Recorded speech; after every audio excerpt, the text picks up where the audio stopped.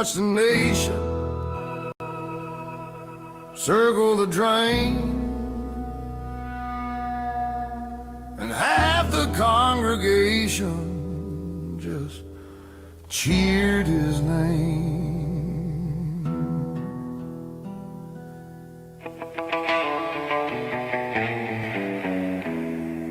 Out on the Caribbean, the gun spoke twice. First boat went down, then they took the rest of the lives. They call it a double tap, I call it blood on the wave. But the man on the screen just smiles and says behave. He'll show us the tape when the widows are done crying, while the flag on the pole keeps quietly dying. He's taking this country down the shitter slow and low, wiping his ass with the red, white, and blue. And the faithful still scream for more years, don't you know? They'd cheer if he burned it, Lord, half of them would too. He stood at the table, called Somali souls garbage, pointed at a congresswoman wearing her heritage. Feds load the vans for the midnight raid, while the choir in the red hat shouts, America's been saved. They don't hear the children when the doors get kicked in. They just see a wall going up for their kind of scene. Yeah. He's taking this country down the shitter slow and low, wiping his ass with the red, white, and blue. And the faithful still scream for more years, don't you know? They'd cheer if he burned it, Lord, half of them would too. Pardon the congressman caught with his hand in the till. Said Henry's a good boy, wiped the stain with a quill. Birthright citizenship hanging by a thread on the court, while he fires every watchdog and money can't be bought. The Constitution's just paper when power's the only creed, and the flock keeps on singing whatever he needs. I walked past the Capitol, saw the cracks in the dome, heard a nation dividing itself back home. Yeah, he's taking this country down the shitter slow and low, wiping his ass with the flag we once knew. And a blind keep on dancing to the devil's radio. Lord have mercy, this land's almost through.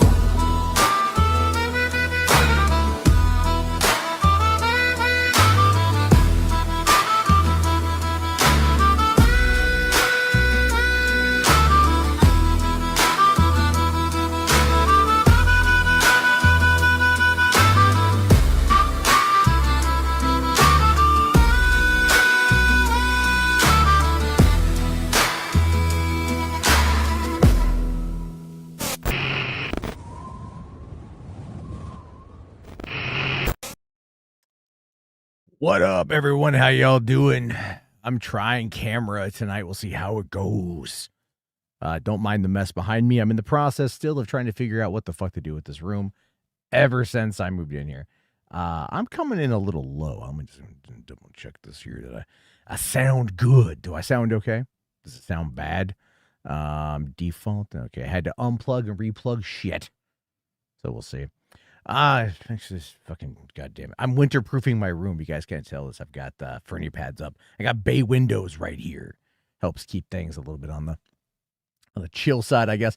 StreamYard, one of the reasons I wasn't on camera for a bit too is I was just having so many fucking issues with StreamYard over here. And they said they fixed some algorithm shit. It's working a little bit better. So it's not bad. And then this isn't that bad light-wise, so it's kind of like not terrible. But you guys got to let me know how it fucking looks, man. If it looks good, we can roll with it. I don't mind it, you know. Rocking my Fallout hoodie, as I usually do, because it's fucking December in Washington. Even though right now we have ourselves a nice, warm, winterish weather pattern coming in. It's it's like 48 degrees at 11:05 p.m. Pacific Standard Time. That's actually really warm for this time of year. So that's kind of crazy. But let me check in on the chat. See what y'all are up to. I know some of you guys are coming in right now. Y'all missed the great, awesome Johnny Cash-esque kind of country song that I had. I needed something to talk about, so it's kind of crazy. I was slouched. Shut the fuck up, Mo. Slouching. You know what I usually do when I'm streaming and I'm not on camera? I lean back like this, and I put my fucking feet up. You know, I put my feet up. Maybe I'm going to do that. I'm just going to be in this bottom corner over here. Make you strain to look at my ass. How's that look, huh? Sound professional? This looks fucking terrible, by the way. But that's okay. Yeah, I'm going to sit here. Fuck it. No, fuck it. I'll go give you guys a show. Show my titties here. But no, I ain't rich from Review Tech. I don't have a reason to show my titties. I sound straight and hetero. Good. That's what I am. Although technically those two things are the same. Straight and hetero. All right, let me take a look here at we got a couple quick super chats off the bat. Thank you very much. Let's see. Leonidas Dunbar, is this Andrew? Is this you? That was some sweet football tonight, DeJarbo. I wouldn't know. For one, I don't watch soccer. Two, I was at my nephew's first birthday party. So we were out of town. We went down by Portland. Long day of driving. Finally got back. I say that like my job isn't driving 300 plus miles a shift. You know, like my job is that. And I'm like, yeah, today I drove fucking down to, Portland, and it was like, it's exhausting. It's terrible. Did I see how bad the new Twitter DM is? Twitter's broken on mobile devices, especially Android. It's fucking terrible. That being said, yeah, the DMs, like the chat is kind of broken. Some stuff goes to the DMs, some stuff goes to the chat. It ends up being this thing. That's very annoying. Twitter is fucked. Twitter, I don't even know what caused it. I don't even know why Elon would keep breaking things that don't need to be broken. It's terrible. Have I seen Rocky yet? DeJarbo? Yes, it is. I figured as much. You said DeJarbo. You used rocking, my fucking cultural heritage name, I guess. No, I still haven't seen Rocky. I've been, it's been difficult to just kind of get like a set schedule of anything locked in.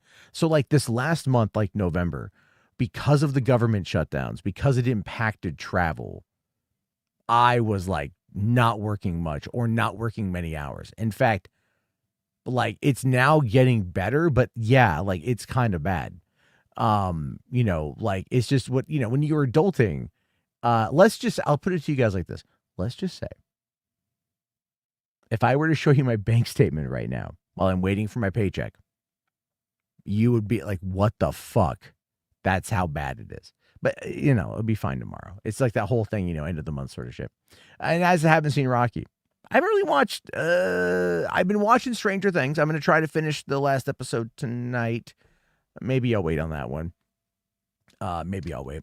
I've got some short stories that I've been working on, some microfiction 2,500 short stories, 2,500 word short stories that are a horror themed. Got a couple of those done. Pretty excited about that to get back into writing. I've got an ongoing kind of like narrative series that is pretty cool, actually. I like it. And that I'm 4 episodes into that, which is looking to be around probably like 12 episodes. I'm 4 episodes into that one. Then I'm also writing kind of like a documentary it's a fake documentary series. It's like an interview series, telling the stories from the apocalypse sort of thing, right? Think late night, not late night DJ sort of voice, but just, in general, I'm just trying to flex my creative muscles. And what's really great is that artificial intelligence helps out with everything. It allows me to have conversations with it while I'm driving by myself in the van. Get a lot of stuff done. Very happy about that. All right. Let's see here. Music Man says, I've used it on Android. It's okay. Not really. Yeah, I just don't like how it's like I can't see the likes anymore. I can't see the retweets. It just feels buggy and flat. I hate it. Mo here says I couldn't even see the story you sent me. Yeah, I forwarded that. I tried copying it, and then it was like and then it forwarded. Right? I was like, oh, I'll forward the message to Mo, and it's like the whole fucking message. And even H Barts was like, I didn't get any of that. Like, I don't know if he did or didn't. I don't know if he did. My thoughts on the Amazon AI dubbing controversy. So my take on it is I prefer human VAs. Make no mistake. Okay. I also think a lot of anime dubbing is already terribly lifeless, and or it's so over dramatized that it loses me. So many American dubs are shit. They're just shit. The actors are terrible. But they're like the only ones who like keep getting the jobs. Look, there's a lot of cronyism and nepotism in all forms of entertainment, make no mistake. And so that's kind of the way I look at it, is like that. And a lot of anime sounds fucking garbage. It's just garbage. And that's a lot of to do with like localization as well. And I think there's a lot of unskilled people that probably work in that. And I say this as a person who has voiced a bear monster in a Tamagotchi episode back in 2008. There was we dubbed it from Japanese to Brazilian Portuguese, having no budget. And when I mean no budget, I mean even the actors who did the job never got paid because there was no budget. The guy who bid on the gig had to go to Amsterdam, left a few of us in charge of the studio to finish this. It was 12 3-minute long Tamagotchi episodes. I said that were Japanese. The script we were given was in Spanish because it was from a Mexican company that was doing the dubbing. And they gave us the script in Spanish, but it was a mixture of like Spain Spanish and like Mexico Spanish. So we couldn't translate it. We went to friends of ours who were Hispanic that spoke and read fucking Spanish. They couldn't translate it. So we called in a Japanese exchange student from the college and had the Japanese exchange student watch all 12 episodes of Tamagotchi and translate everything into English. And then we had to get voice actors. We put out a bid. I wasn't in charge. I was there, but I wasn't in charge. I'm gonna distance myself enough. I was overseeing the building. I wasn't overseeing the project. But we ended up, they ended up putting out a bid, an offer on Facebook or Craigslist for people who could speak Portuguese and who could also voice act. And so we had a few people come on up, and they were really talented. And they came back multiple days, and they recorded multiple days. And we had an editor who mostly does like he's a musician, but he knows Pro Tools, so he came on in and was like editing. Like he also like edits podcasts, so he was like editing everything on Pro Tools, mastering it in Pro Tools. We had like a professional sound booth. We were in the studio. We were just fucking around. And then like at the end, we're like, oh, we need some monsters. And so like I voiced one, and the guy in charge voiced the other. It's just like I felt bad. I always felt bad because it was so difficult to like know that there was no money for anything. And these people kept coming on in and working for free. And it was like, The studio didn't last much longer. You know what I'm saying? And so that was a problem. That was a big problem. But look, even then, you say early anime, yeah, but anime now, again, no, I'm going to disagree with you on that one. Some stuff is okay, but a lot of it is also just a completely over the top nonsense. I don't care for it personally. Again, some of it's okay, but it's like if you asked me, do you want to watch like dubbed or subbed? I'm going to choose fucking subbed like every time. Because at least then I know that like the actual like Japanese voice acting is going to be good. That Kirkland lemonade, yes, is zero. This is the this is the Kirkland vitamin water knockoff. It's 0 calories, 0 sugar, so my diabetic ass can fucking actually drink it. See, Chris, if you're watching this, this is what having lemonade looks like. But today also I fucked up bad because the birthday party, my sister was like no veggies, but it was like pineapple, raspberries, blueberries, strawberries, cantaloupe, oranges, right? And I'm like, I'm a fucking sucker for fruit, man. So I had to watch out. She made this like frozen raspberries, pineapple juice, and lemonade into this like soda water, lemon lime soda water into this concoction. It was really good, but I was like, I can't drink this, man. It's gonna kill me. I'm already trying to get my A1C levels down. Anyway, so the whole point about the animation is, let me go back to the whole issue here with Amazon. Did Amazon do it? No, it was whatever company is the one that brought that product to Amazon. They're the ones who did it. Amazon didn't do it. People, this is the thing I don't get about these people. Like, if you know how the industry works, then you fucking know how the industry works. You know how these distribution deals work. You know about the production companies that handle everything. Like, you know how all of this stuff goes. But you're still out there going like, it's Amazon, you guys. Amazon is out there using artificial intelligence to do the jobbing. No, they're not. But they licensed the content that did. There's a difference there. Like AI, don't like AI, I don't give a shit. You gotta fucking know this stuff, man. Like you gotta abso-fucking-lutely know this shit. And you gotta be honest about it, right? This is the thing. This is what I truly dislike about the AI, the anti-AI people right now. Right? Is the anti-AI people are just like, fuck, man, like this shit is gonna fucking, it's the Antichrist. You know, they act like that. And the AI, pro AI people are like, this shit's gonna fucking, if you got, circumcised against your will, AI can replace it. It can stitch it back on. I'm just saying. Charlie Kirkland, shut the fuck up, Parallax. No, I'm just saying, I think they should have hired people, make no mistake. But what I listened to didn't sound any different. I saw the clip. I was like, all right, that's the clip. Okay, like, yeah, all right. Hey, some stuff sounds kind of dumb, but I've heard so much so much dub, like fucking voice acting, so much bad dubbing over the years that I'm just like, just seemed normal, man. Just seemed fucking normal. The anime companies and its distributors don't know anything about the dubbing. So what, Amazon did it on its own? Is that it? If Amazon did it, I don't see why Amazon would do it on its own. That makes no fucking sense. Hold on, let me find. I will Google this.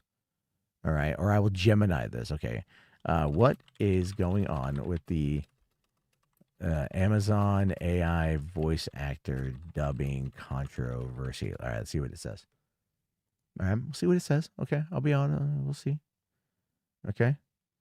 All right, I'll even go as far to bring up my grok so you guys can see my grok. That sounds dirty, doesn't it? Right? You bring up my grok.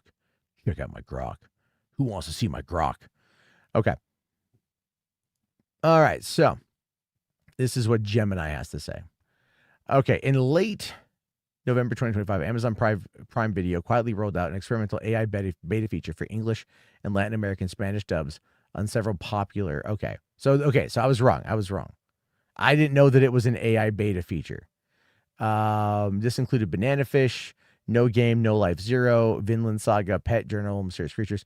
The move was intended to provide dubs for older series that might not otherwise get them, but it quickly backfired due to the subpar quality of the AI-generated voices, ethical concerns about displacing human performers, and potential legal issues over unauthorized use of voice data. Yeah, okay, Amazon did pull it. Okay, good. Okay, no, and again, I didn't Didn't sound anything different to me, to be fair. I'll be honest about that. I'm not going to change them. I'm not. That's my opinion. Sounded like most anime to me, which sounds like shit. That being said, I did not know that it was an auto dub feature that they had rolled out. That YouTube's trying the same thing, and I get like the thing is of like they should just like hire the company, hire the voice actors 100%. They shouldn't do that.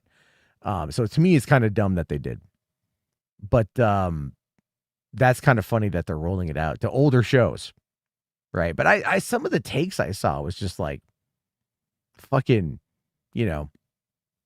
like it was like what was I don't know the subject of Banana Fish. I don't know what the fuck the goddamn show's about or whatever. But there was one person that was all like, you went against like queer storytelling to do this, and it's like, dude, what? I don't know. People get so fucking worked up. This is one of the reasons why I'm not a big anime fan. Let's see. Yeah. The AI dubbing beta. Okay. The beta, I didn't know about that, to be fair. I've been busy as fuck. So, but if they've already got, okay, hold on. No Game, No Life already had dubbed. Okay. So then why do it? That to me makes very little sense. Like, why actually do it? I don't know.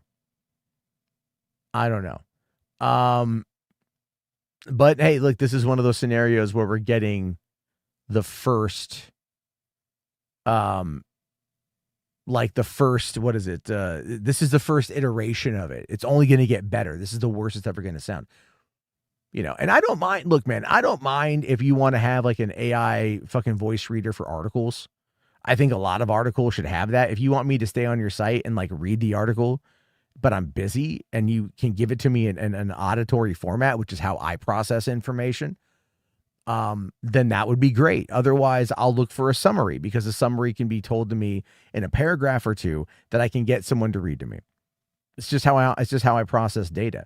And so here's one of the things that it's like that would be good for that. Reading the article, having me be on the website, they get their clicks, they get their revenue. Okay, that's kind of the back and forth of it, right? The unspoken rule, so to speak. But in this particular case, yeah, I will admit, as a pro AI person, I can honestly say that I'm really not a fan of that. So there's that. Let's see here. It's a whole shit show. Yeah, no, you're right. It is a whole shit show. It's very much a whole shit show. Do you guys see behind me? I just want to say, I'll get it here in a second, but do you see behind me underneath the laundry basket? All right, there's that cylinder down there. That's a keg. That's a pony keg for ranch dressing that I got years ago on a live stream. Someone dared me to buy it. Finally found it. It's over there. I got to clean this room out and shit like that. It's I moved everything around and it looks bad. But I wanted to see how the camera's. It's looking pretty good, actually. I'm surprised. The stable stream is holding. The camera's looking good. The light's not blinding me. I got you guys might have seen before, if I got my camera, I have like my Meta glasses. I have the Ray-Ban Metas. I actually got my old pair, new prescription old pair, same frame, and because it reflects so much better. Like you can see that there is some that it's not. It works out well. So yes, I do. I absolutely disrespect anime, Brandon. And why are you here again? Why are you fucking here? Who gives a shit? Go watch your. Okay, let me just quickly point this out for everyone here. My opinion should mean nothing at the end of the day. If we like something together, that's cool. If we dislike something oppositely, that's cool too. My opinion is simply just that. If you don't like it, that's fine. But I'm not, like, that's it. But it shouldn't have any impact on your day-to-day existence. Like some people, some people seem to think that everything I say about AI is like worthy of commentary. And they're upset at that. And they don't understand that it's like, it has no impact on your life. No, Spherical Man usually gets them beforehand. I don't think he's here right now. Saturday. I usually don't stream on Saturday nights. I usually don't. I usually don't stream on Saturday nights because I'm working. So, but I took today off to go down to my nephew's birthday party. But then it was like last week I did 6 days in a row. I had the one day off, which was my daughter's birthday party. And then I worked the next 2 nights. I did 11 hours last night, 10 hours the night before that. I got like less than 4 hours of sleep today. And then doing the birthday party 120 miles away. So yeah, I'm just chilling. I was like, you know what? I kind of want to like go and talk to you guys. I enjoy doing that. So I know there's another super chat here from Leonidas, buddy. Thank you so much. Really appreciate that. Says here, I've designed a 1760s ship in Chat GPT in great detail to the point of calculating the shape and weight of timber. I have too much free time. I would suggest masturbation. It's a great way to stress relief as well as kill time. But part of me says if you're calculating the weight of timber, you already know how to play with wood. Anyway, no, I get it, dude. I get it. You should see my conversations with like my AI when I'm bored. It's like, you know, it is what it is. I am trying to like figure out. I have plans. Let me just put it to you like this. I have plans to get myself out of the shuttle driving game, back into the heart of Hollywood, and bring about hopefully some at least change to my life. So. But yeah, that's what I plan on doing. And then I also need to like fucking figure out a way to like make more money to buy a new computer. This thing is starting to die on me. If it resets, I have to now click on the boot disk. That's a problem. Windows 10 is no longer being supported. I've had this PC now in not so much its current, you know, I built upon it a little bit, but by and large, everything that I've got, I've had for like 10 years, and that is a long ass time. Like my solid state's 9.5 years old. My 2 terabyte secondary drive is definitely over 10 years old. I bought that in 2015. And I'm like, fuck, bro. Like, I got to upgrade my shit. So I got to figure that out, you know. But hey, when you got $11 in the fucking bank account, you're kind of like doing what you're doing. Let's see here. How have I been? I've been busy, but I've been good. Couple things real quick. For one, my kids, so much fun to hang out with. Tonight we were killing some. We were just checking out a place called Fred Meyer. They're all over the Northwest. Think like Walmart, but more upscale, upper scale, should say. And you know, I was just like playing like fist, like, you know, fake boxing my kids. And then my daughter, she'll like block one hand, and then she does this, like, she'll quickly strike with her other hand, and she's like, too slow, and like hits me in the chest. And then I overreact and I fall into things, you know, not make a mess or nothing. But it's just fun to hang out with my kids, man. They're so much fun. They're so cool. And I got to see my nephew, and my nephew is like, I hadn't seen him since August. He's grown up so fast, you know, like we were hanging out. My youngest daughter was like showing him videos of while I was holding him and playing with him, she was watching K-pop Demon Hunters like songs on YouTube and showing him K-pop Demon Hunters because she wants to share it with him.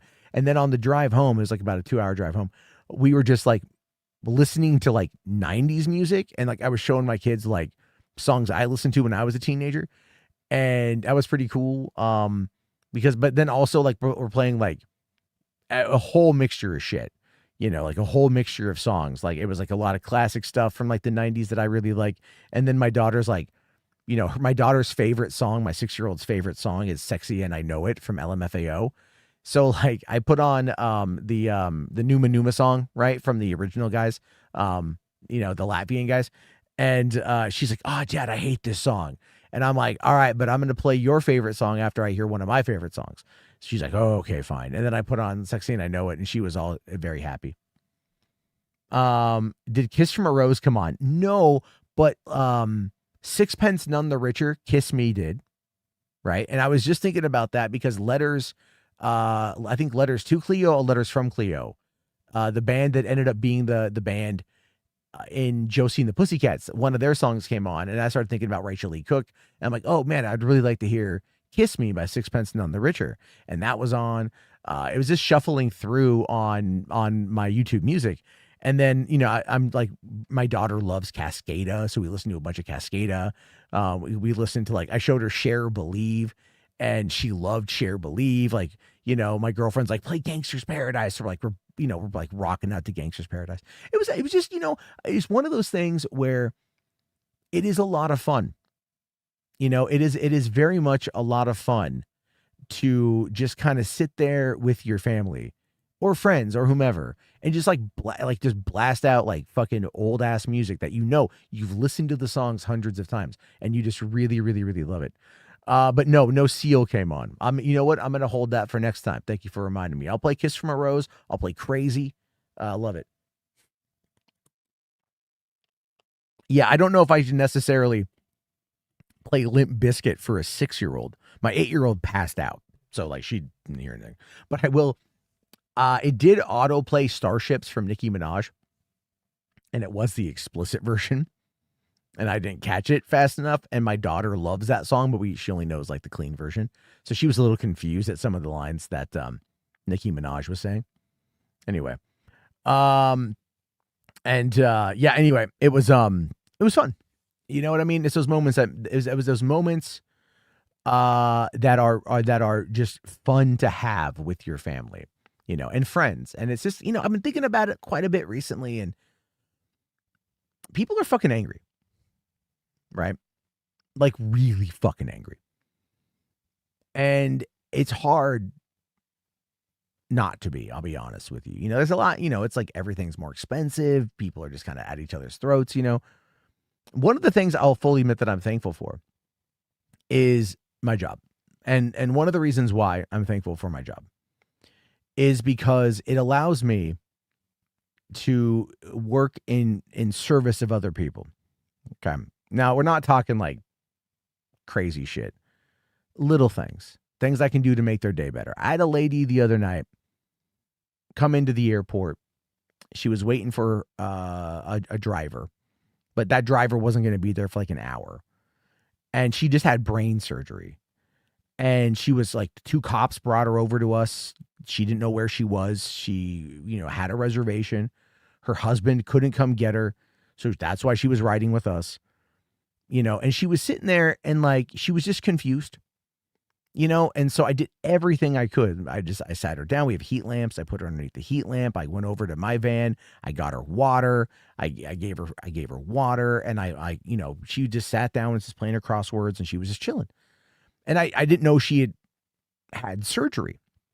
Well, her husband had called, and he was saying like she just had brain surgery. And I'm like, why the fuck aren't you here? Like, what the fuck, dude? I didn't say that personally, but I'm like making sure this lady was okay, And then I had to leave to take my passenger home. And what sucked about that was like at the same time, another woman on that same path, same trip going north with the lady with the brain injury, she was like demanding refunds and everything else. And I can't do none of that shit, right?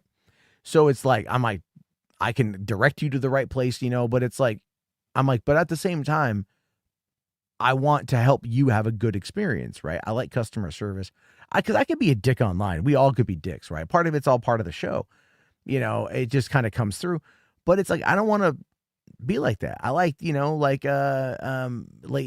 had a guy the other day just fucking was on a long ass flight. And he was like, man, I'm hungry. I'm like, all right, let's pull and get you some food, dude.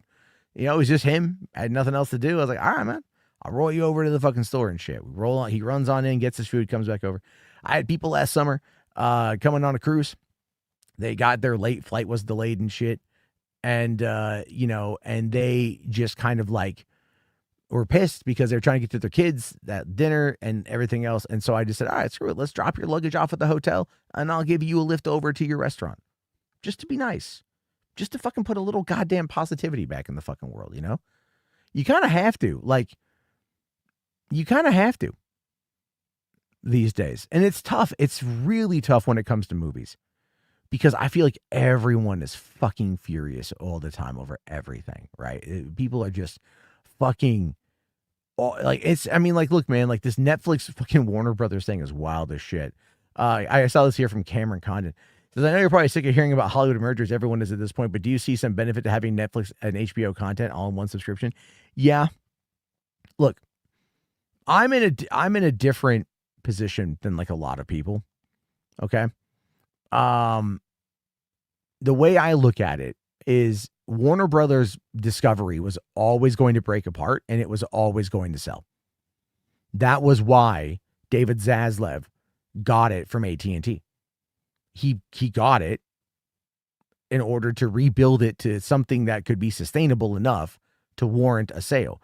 What he probably wasn't expecting necessarily was how good their movie output for 2025 was going to be, despite the fact that Mickey 17 bombed at the beginning of the year. And that was actually from the previous regime. That was like Toby Emmerich, not Pam Abdi, Mike DeLuca. So when that movie bombed, and I forget which other Warner movies didn't really do very well that weren't under their leadership, like there was so much speculation in the press. Oh, are they going to get fired? Oh, are they going to get canned? Oh, blah, blah, blah. Right. And then like, here comes Minecraft, and Minecraft is fucking, it's Minecraft. Like, why wouldn't it take off? But then you have Sinners, and then you had like Final Destination, and you had like fucking Superman, and you know, and they've had other movies do well this year as well. So they've done quite good for what they've been able to put out, and that's awesome for them. You know, but the whole point, I think personally, I think Ellison, this is the problem, right? People are mad at Netflix for offering a better deal than David Ellison with his daddy's money. But what they're not realizing is like Ellison just bought Paramount, right? The merger with Paramount and Skydance, that went through. He just acquired Paramount. That means he acquired CBS, he acquired Comedy Central, he acquired Nickelodeon, he acquired anything under that banner.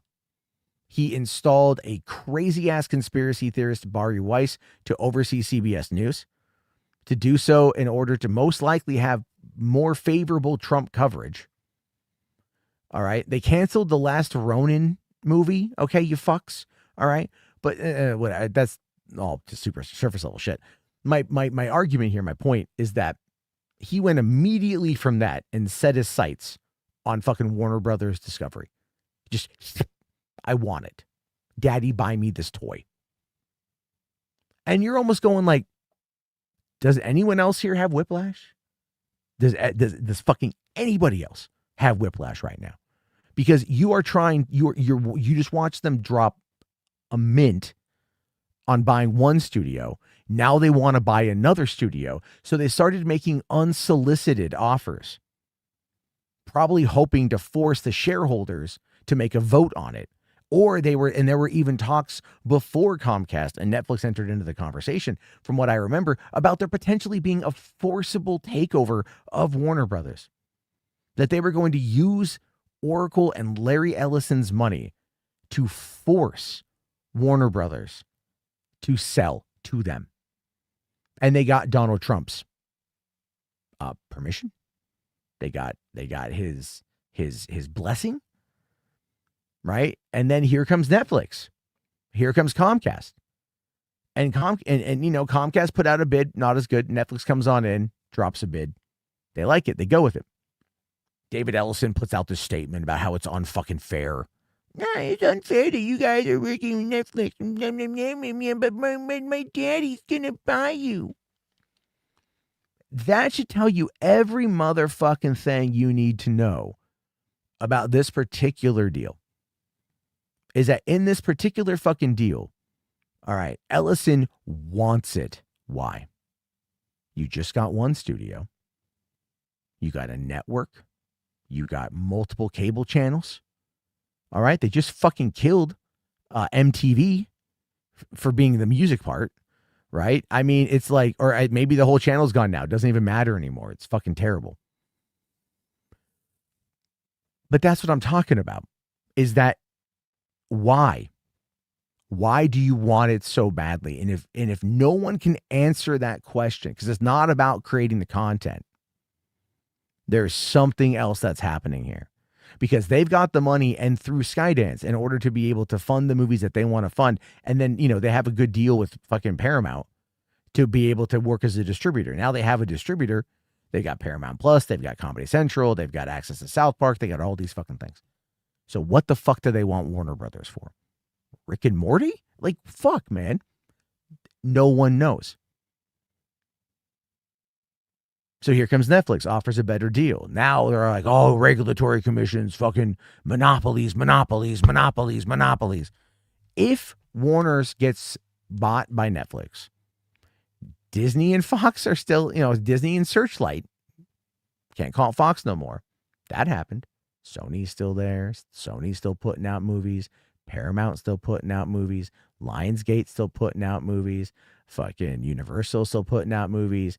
A24, Neon, Angel Studios. It is not as much of an issue anymore. Okay, so if Netflix acquires Warner Brothers, it's not going to impact the rest of the fucking market, because Disney already bought 20th Century Fox's assets a couple of years ago. There's your fucking precedent. There's your fucking precedent right there. Well, they got to do it. And they did it during the first Trump administration. So what's going on here? Oh, Netflix has a monopoly on what precisely? They have the highest amount of subscribers. Have they been doing this the longest? Are they the preeminent streaming service? Are they the GOAT, the OG of streaming services? That would be a yes. That would absolutely be a yes. By the way, Amazon just bought fucking MGM for $8 billion. That made it through okay. I think that was under Biden, though, but that still made it through okay. No one seemed to give much of a fuck about MGM. That used to be a major. Then it became a mini major. Now it's part of Amazon. Okay? The Hollywood ecosystem is fucking shrinking. Make no fucking mistake about that. It's going to sell to either Netflix, Paramount, or Comcast. Either way, it's getting absorbed, or it's just getting renamed. Like, does anyone remember when the French gaming company Infogrames purchased the branding name of Atari and then slapped that on a whole bunch of shitty-ass games? Because they wanted to use the name Atari to sell their product. That's what's happening here.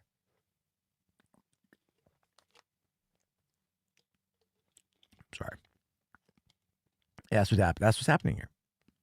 Netflix is saying that they're going to hold on to, the contracts, which run through 2029, by the way. So the contracts run through 2029 for theatrical, for streaming, for physical media, for things like that. And then Netflix at that point in time would most likely start to scale back. Now, Zaslav made an interesting point in an a memo that he sent out to people at Warner Brothers who are very naturally concerned for what might be happening to their gigs. And he said that that there's really nothing to worry about because Netflix doesn't have the infrastructure that Warner Brothers has, which is true. But let's actually address what probably is going to be happening here. Netflix will probably absorb the name of, HBO's gone. Let's be fair. HBO will be gone. It will be part of Netflix. And if they're smart, they'll hire Casey Bloys, give him whatever the fuck he wants to oversee their TV division, because that man knows how to bring prestige pedigree television that wins awards.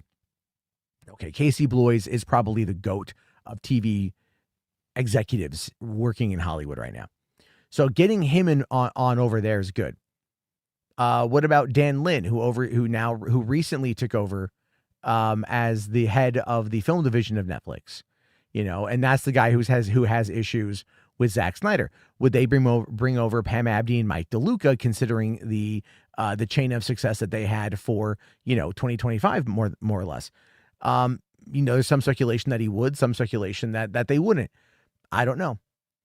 But again, if you've got your Netflix development team and you've got your Warner Brothers development team, there is going to be some redundancies. There are going to be some overlaps on that particular front.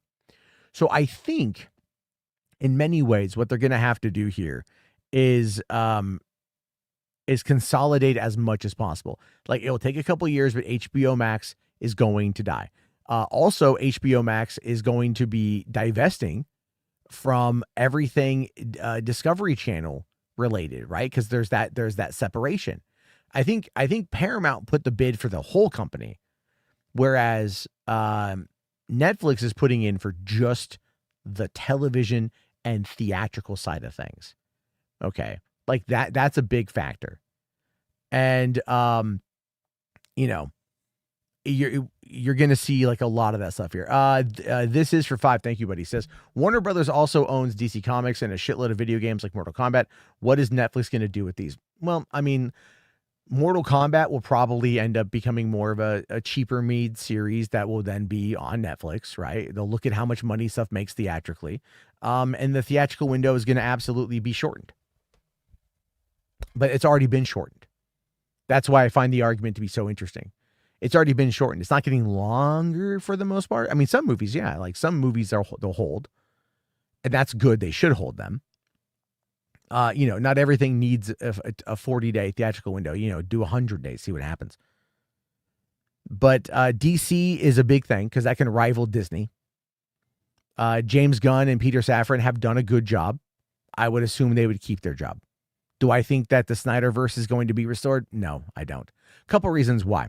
So we wouldn't see anything coming out of this probably until 2028, 2029. So a couple years down the road. Henry Cavill's in his early 40s. He's a little younger than me. So by then he'll be well into his mid 40s. Ben Affleck will be well into his mid 50s. Gal Gadot, who fucking knows where she's going to be. And Jason Momoa is currently Lobo. So he's not going to probably, as much as he would like to maybe go back to working as Aquaman, he wanted Lobo first. He's got Lobo now. So he's pretty happy where he is. I don't really see him wanting to go back. Ezra Miller, maybe he needs a paycheck, but at the same time, he may not want the hassle anymore. Zack Snyder also by that time will be coming up on 60. People get older. Priorities shift. Things change. If you're going to try to put together a superhero franchise that will, bring back everybody from your old superhero franchise, it's going to be costly. And they may not want to do it, and the older they get. Now, I have said on multiple occasions that I feel that animation would be probably the best way to handle the conclusion of Zack Snyder's movies, his trilogy of films or his series of films over there with the Snyderverse. I think that'd be fine. I think a graphic novel would be fine. Fuck, I would take a goddamn audiobook, that was transcribed off of a napkin. I think that'd be okay. I just want closure. A lot of us just want closure. That's the way that we see it. The other side of that is that, some people are not going to want that. And they think that this particular merger is somehow done by them. I don't want to go look at those people's channels. I don't want to go look at what they say, but we can see, we can kind of gather what's going on. But again, even with like the comic books and everything else, Netflix bought Millar World a number of years ago, to build off of that. And they've done like nothing with it. I think they did like Super Prison was a Mark Millar thing. Other than that, very little. I still think, let me find out here. Is Millar World still in business? Yeah. Yeah, it's still in business. However, it's no longer an independent company. The company was acquired by Netflix in August of 2017 and operates as a subsidiary. Mark Millar and his wife Lucy still run Millar World as president and CEO of the Netflix division. So it is owned by Netflix. While owned by Netflix, Millar World continues to create and publish new comic book stories. In a strategic consolidation move, Netflix licensed all its owned Millar World properties to Dark Horse Comic for publishing and reprinting, a deal announced in December of 2023. Exclusions: the rights to Kick-Ass and Kingsman franchises were not included in the Netflix acquisition and remained independently owned by Mark Millar with separate deals elsewhere. That would be Fox, Disney, and Lionsgate for Kick-Ass. And it says here, several adaptations are in various stages of development, which is standard producer commentary. The past releases includes the series Jupiter's Legacy and the anime Super Crooks. Right. I forgot about Jupiter's Legacy. I think it was too close to Jupiter Ascending, and I think people just kind of, what the fuck? And that died pretty quick. So, some of these things aren't going to capture the boys, but they have stuff in place to be able to kind of handle this. You know what I mean? Andrew here, Lena says, I don't think Brandon can animate at all. He can't. Is he in the chat? I haven't been looking at the chat. I've been talking and whatever, but I'll take a look here in a second. Okay. See, says, you don't understand. Warner Brothers also owns DC Comics. And I mean the comic and a lot of video game developers. Well, Okay, and Netflix literally worked a deal with Rockstar to put Red Dead Redemption out through Netflix games. Like, that's an avenue. That's a moneymaker. Hogwarts Legacy grossed over $1 billion in profit. That game is having a sequel coming out. Imagine Harry Potter game, Harry Potter tie-in, all that shit on Netflix. You know, it's just there's yeah, and no, that's it's all fucking encompassing. Let's see here. Did I see Sydney bent the knee to woke? No, I did not see that Sydney bent the knee to woke. Is that really a topic you want to get into though, buddy? You know, just saying. Let's see. Just got here late, but looking back at chat, Brandon is already at 2 socks. Well, I mean, only 2. Let's see. Jupiter's Legacy had 2 showrunners for 1 season because one committed fraud. Yeah, well, okay, I didn't know that. Did I see the season 5 teaser for The Boys? No, I saw like a poster or something, and that's fine. I really honestly just want to see it, and I'm like, don't show me shit, you know. Let me take a look here. Okay. All right. Let's see. Brandon can't draw, but it doesn't stop him, so there's hope for Gal. I guess so, yeah. I guess so. This is here says still makes no sense why Amazon won't kill off MGM Plus, because I don't think it can. Not right away. It took Disney a long time to acquire all of Hulu and then start to integrate it into Disney Plus. And sometime in 2026, they're completely eliminating the app. So Hulu will cease to exist and everything will just be on Disney Plus. So let's see. Sydney Sweeney just needs to be left alone. She ain't done nothing. I mean, yeah, I don't know what she did that's so bad. Like, she wasn't in control of like a marketing campaign, right? And she probably thought it was funny, and then people got mad, and she's like, all right, and like just didn't want to say anything. Let's see here. Okay. A lot of money on Jupiter's Legacy suddenly disappeared, as well as the first showrunner. So Netflix got a second showrunner. Oh, okay. Let's see. Would Netflix force the binge model on HBO, or will they continue the Sunday night HBO shows week to week? It just depends on the show, I guess. Pedigree shows, I think they would go week to week. New stuff, they'd probably binge, because it was something new. A slow burn may not work, but they also might do first 4 episodes, like, you know, they might segment it out like they've done with Stranger Things and a few other shows, you know, and that's fine, because it kind of like they did that with Wednesday, first 4 episodes and back 4 episodes, and it was like we watched, my girlfriend and I, we went through the first 4 episodes. And then we had to wait. We fucking hated waiting. But then on September 3rd, it was really funny.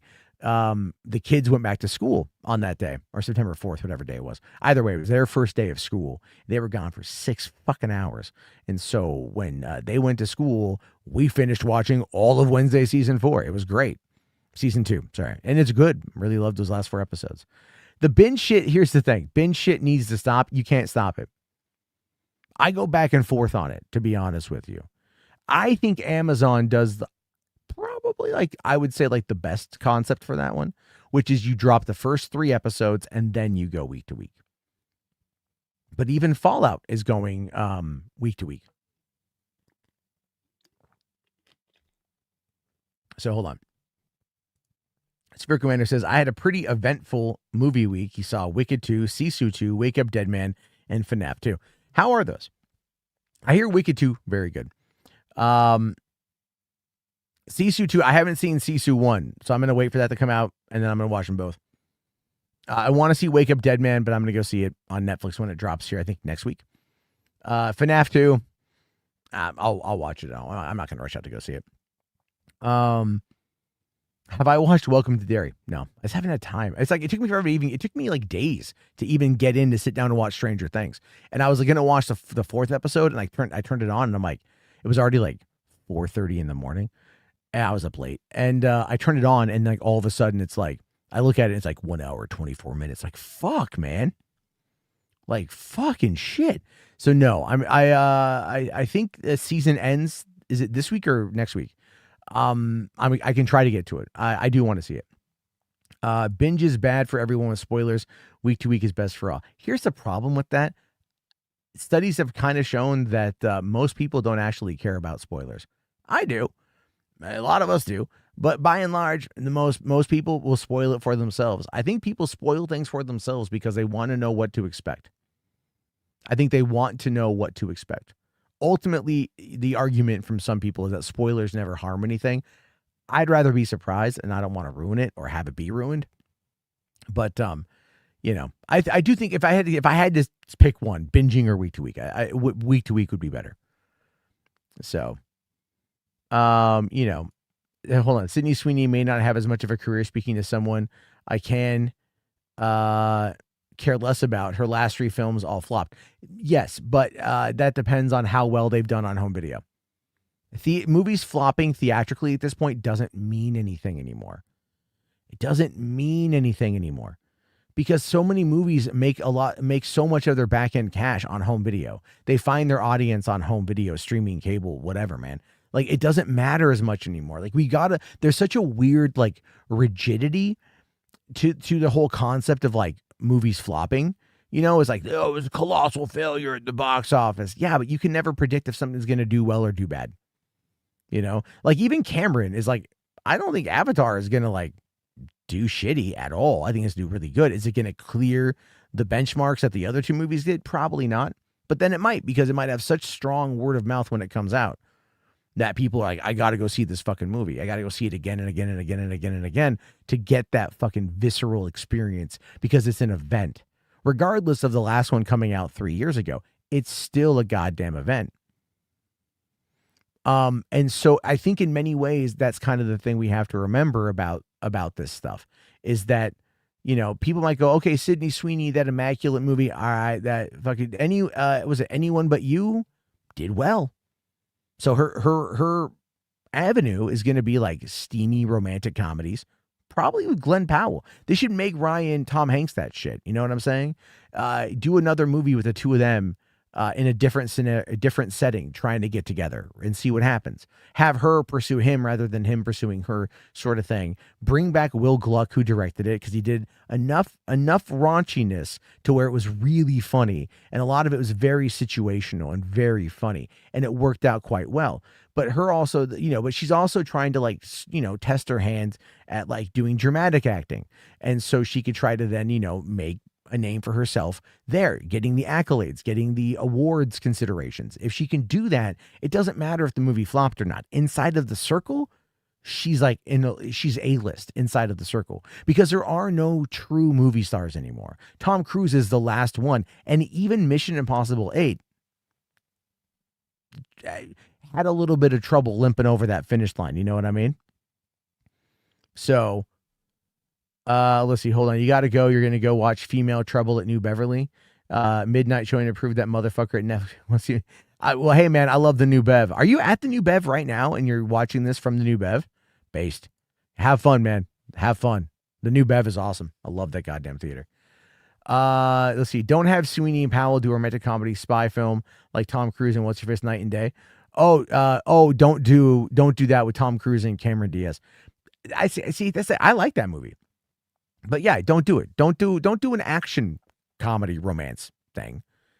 One of the reasons why I think Anyone But You worked was there was that sexual tension, right? Like there was. Like, I don't know if Sydney Sweeney and Glenn Powell actually smashed in real life or not. I don't know. Anything could happen, it's one that they had tension there. See, I saw it with my girlfriend, so I think that might have been just a bit of a different situation. Cameron, there was okay. So here's the thing with that movie that you might want to consider, just alternate perspective. The movie was very Shakespearean. It was very Shakespearean. The concept, the design, the humor, the situations, very Shakespearean in the adaptation aspect of it, right? So obviously not 1-to-1, but you can tell by all of like the shit that they were doing in the back with like, all the Shakespearean Mercutio shit, whatever the fuck it was, right? Like all of that was like to tell you that this is a Shakespearean comedy with tits and ass. Minor tits and ass. I mean, you don't see much of it. So let's see here. All right, hold on here. What's my opinion on Tarantino and Paul Dano clapback? I don't know if Paul Dano responded. I know he's got into it with like Matthew Lillard, right? I don't know.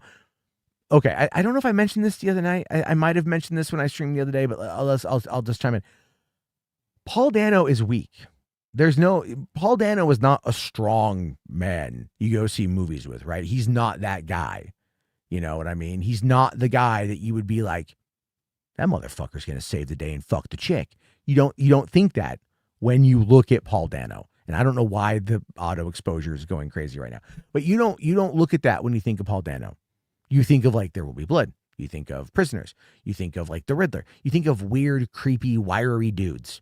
He can do weird, creepy, wiry. He does it very, very, very well. He's very good at it. He's a very good actor.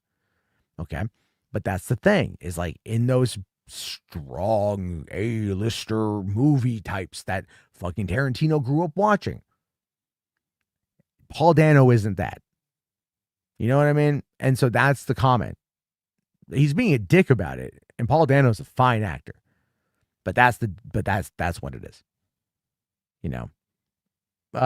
So it's Shang Tsung, Corey Takanaga, is that his name? Passed away 72, I think.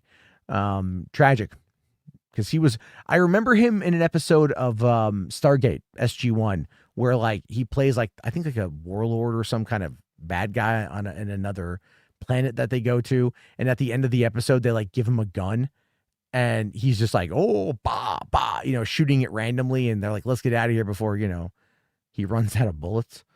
Anyway, Matthew Lillard doesn't like Tarantino as well. That's fine. That's fine. We don't have to agree on everything. It doesn't work like that. Okay. We got a super here from Command Unit. What's up, buddy? How you been? Let's see. Hey guys, missed a few of the recent streams, but did I talk about the Steam Machine, Steam Frame, and Steam Controller? I might have mentioned it a little bit. Very fascinating. I think that's probably the next gaming console thing that I get. I don't have any intention on buying a PlayStation 5. I just don't want it. I just don't want it. I don't like the design. I think it's ugly as shit. I love Xbox. I've been, I like the Xbox Series X quite a bit. That's fine with me to play. I enjoy it. That's where I'm at for right now. I don't have any real reason to kind of do anything else. I mean, I figure I can always go back, play old games that I haven't gotten to yet. The gaming market in and of itself feels kind of like movies in the same way that they're kind of shrinking in everything. We only really get like a handful of like really good releases a year. And a lot of other stuff is pushed out there in order to meet deadlines. So executives can get money, because it's really about the venture capitalists and the investors that are the ones pulling the purse strings, that are controlling these decisions that everyone finds to be so absolutely goddamn fucking baffling. It's because it's really about the money, Lebowski. That's all it's about, is the money. But no, I do want to, being able to play, Steam games like that on my TV is cool. Because I would actually play games I probably wouldn't have played otherwise. But thank you. Hope everything is well out there. Nintendo Steam Cube. Yeah, right. Well, I mean, if you think about it, Nintendo, they had like the GameCube. Now you got the Steam Cube. Also, there's the Ouya, which I will admit I was wrong for thinking was going to kind of change a couple things. That was one of the funny things from a couple years back. I was kind of like, I never bought a Ouya, but I was kind of supportive of it. I like the idea of like Android-based software, mobile games being able to kind of be built out, played on TV, kind of like a gaming anywhere sort of environment. So there's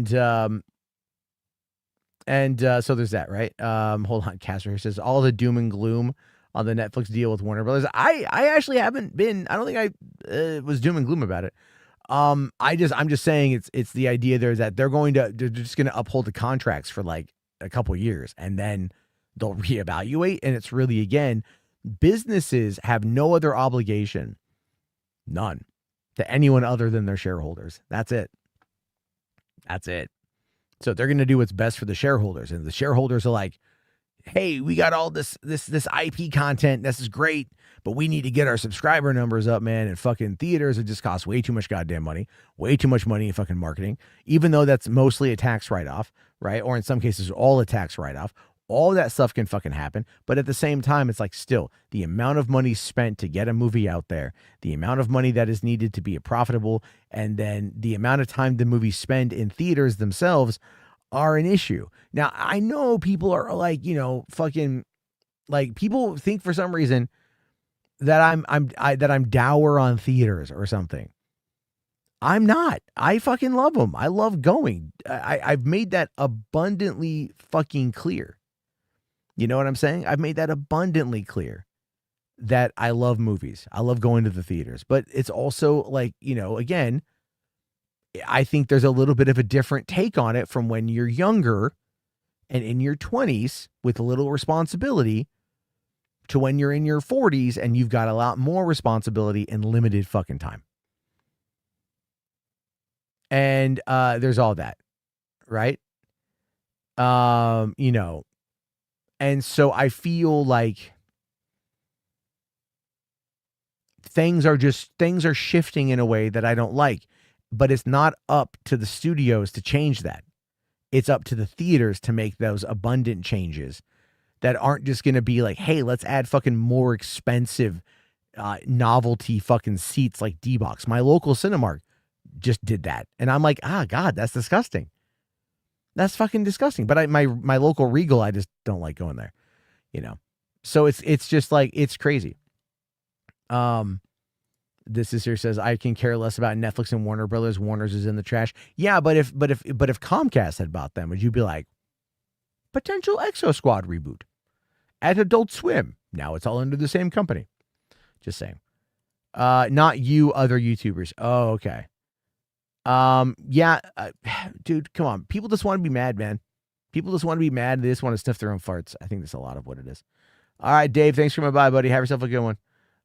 You know, the completionist did a video on Nintendo's greed. Oh God. You know what? I kind of want to look at that because I haven't, talked to Gerard in a bit. I am glad that he's trying to fight his way back. You know, there's a lot of people out there that don't like that, but you know what? Like he's kind of got to do it. You know, that is his legacy. You know, but then you have like a response here. What is this? I'll show you guys this. So this is from Carl Jobst, right? It's lies, lies, lies. The completionist is a lying con artist. Yeah, but it's funny about this though is that he's going after Gerard, okay, and that's fine. A 4-hour video, I'm not gonna watch it, but he just got fucking lost like $3 million to what's his nuts, the guy from King of Kong, right?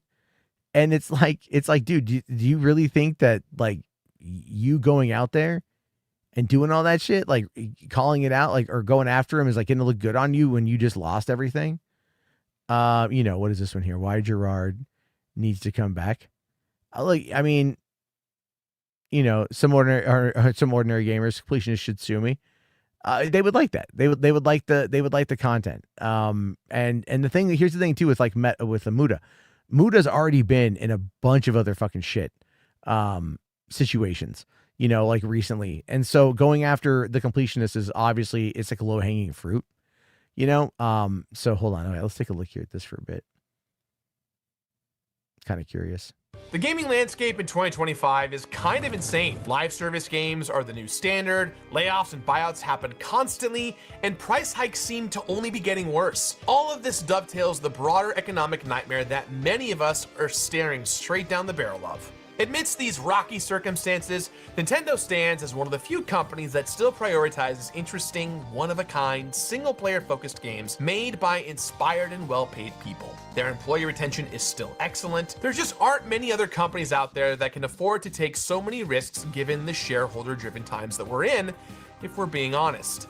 Despite this reputation, or maybe because of it, a lot of valid criticism has been raised about the recent games and prices. Nintendo has been pushing right up against the limit of what people are willing to pay for their products, and it feels significantly more cynical than the Nintendo that we know of the past. So, is it all true then? Has Nintendo truly sold out to all of their shareholders? We're used to other companies putting the squeeze on us, but this is Nintendo. Donkey Kong. Oh, okay, sorry. Like I mean, to add commentary here so I don't get busted by Ethan Klein. The issue here is Nintendo is raising prices because everyone else is raising prices.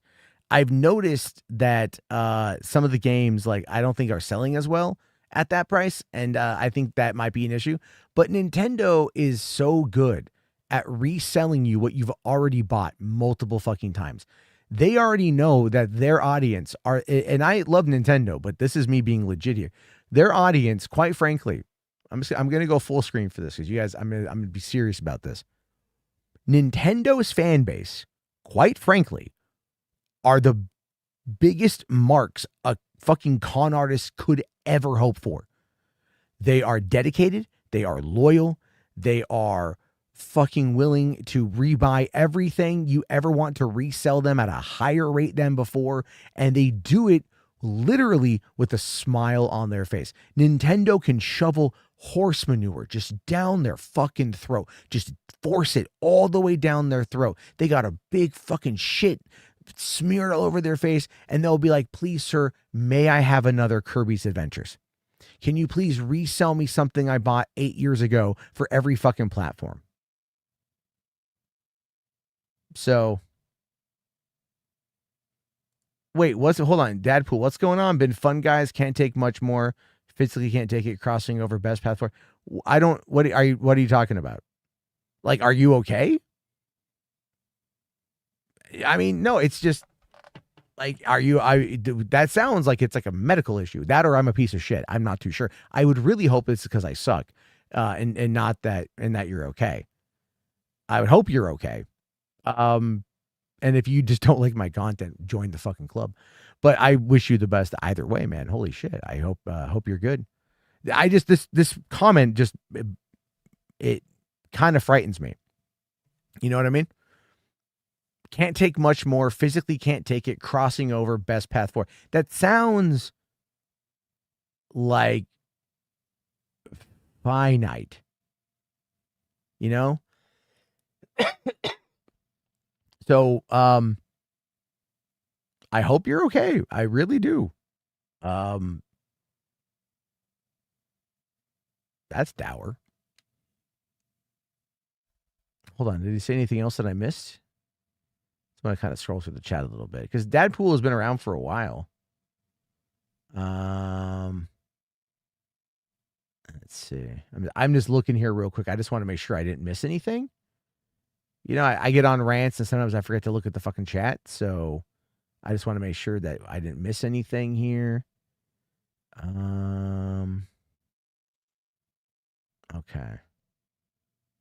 I don't think so. Going back about an hour, I didn't see anything. Okay. I just want to make sure. Okay. I'm going back to yeah, okay. Okay. I hope, I really do hope everything is okay. Yeah, you know, he just got here. Yeah, that's, I hope for the best. I don't know what it is. Okay, but you know, I don't want to jump to conclusions. I don't want to say anything. Yeah, I don't want to be a dick about it. So I hope he's okay though. I do. Anyway, what was I saying?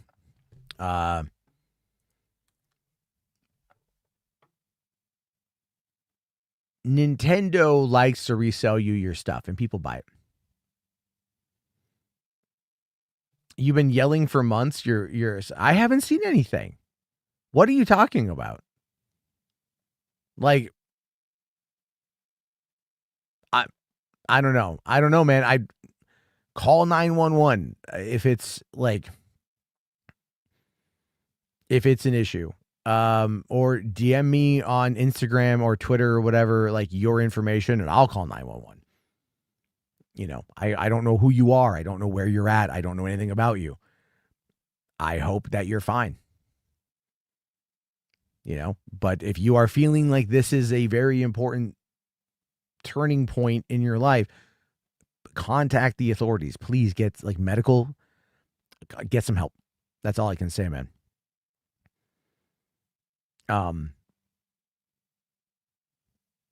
Yeah, I don't know. I don't know. Let's go. I guess we'll go back to this. Bonanza is one of the best games that I've ever played, and I want. It's really not. Let me actually hold on. I just kind of want to say this here real quick. I have Donkey Kong Bonanza. It is. I don't know.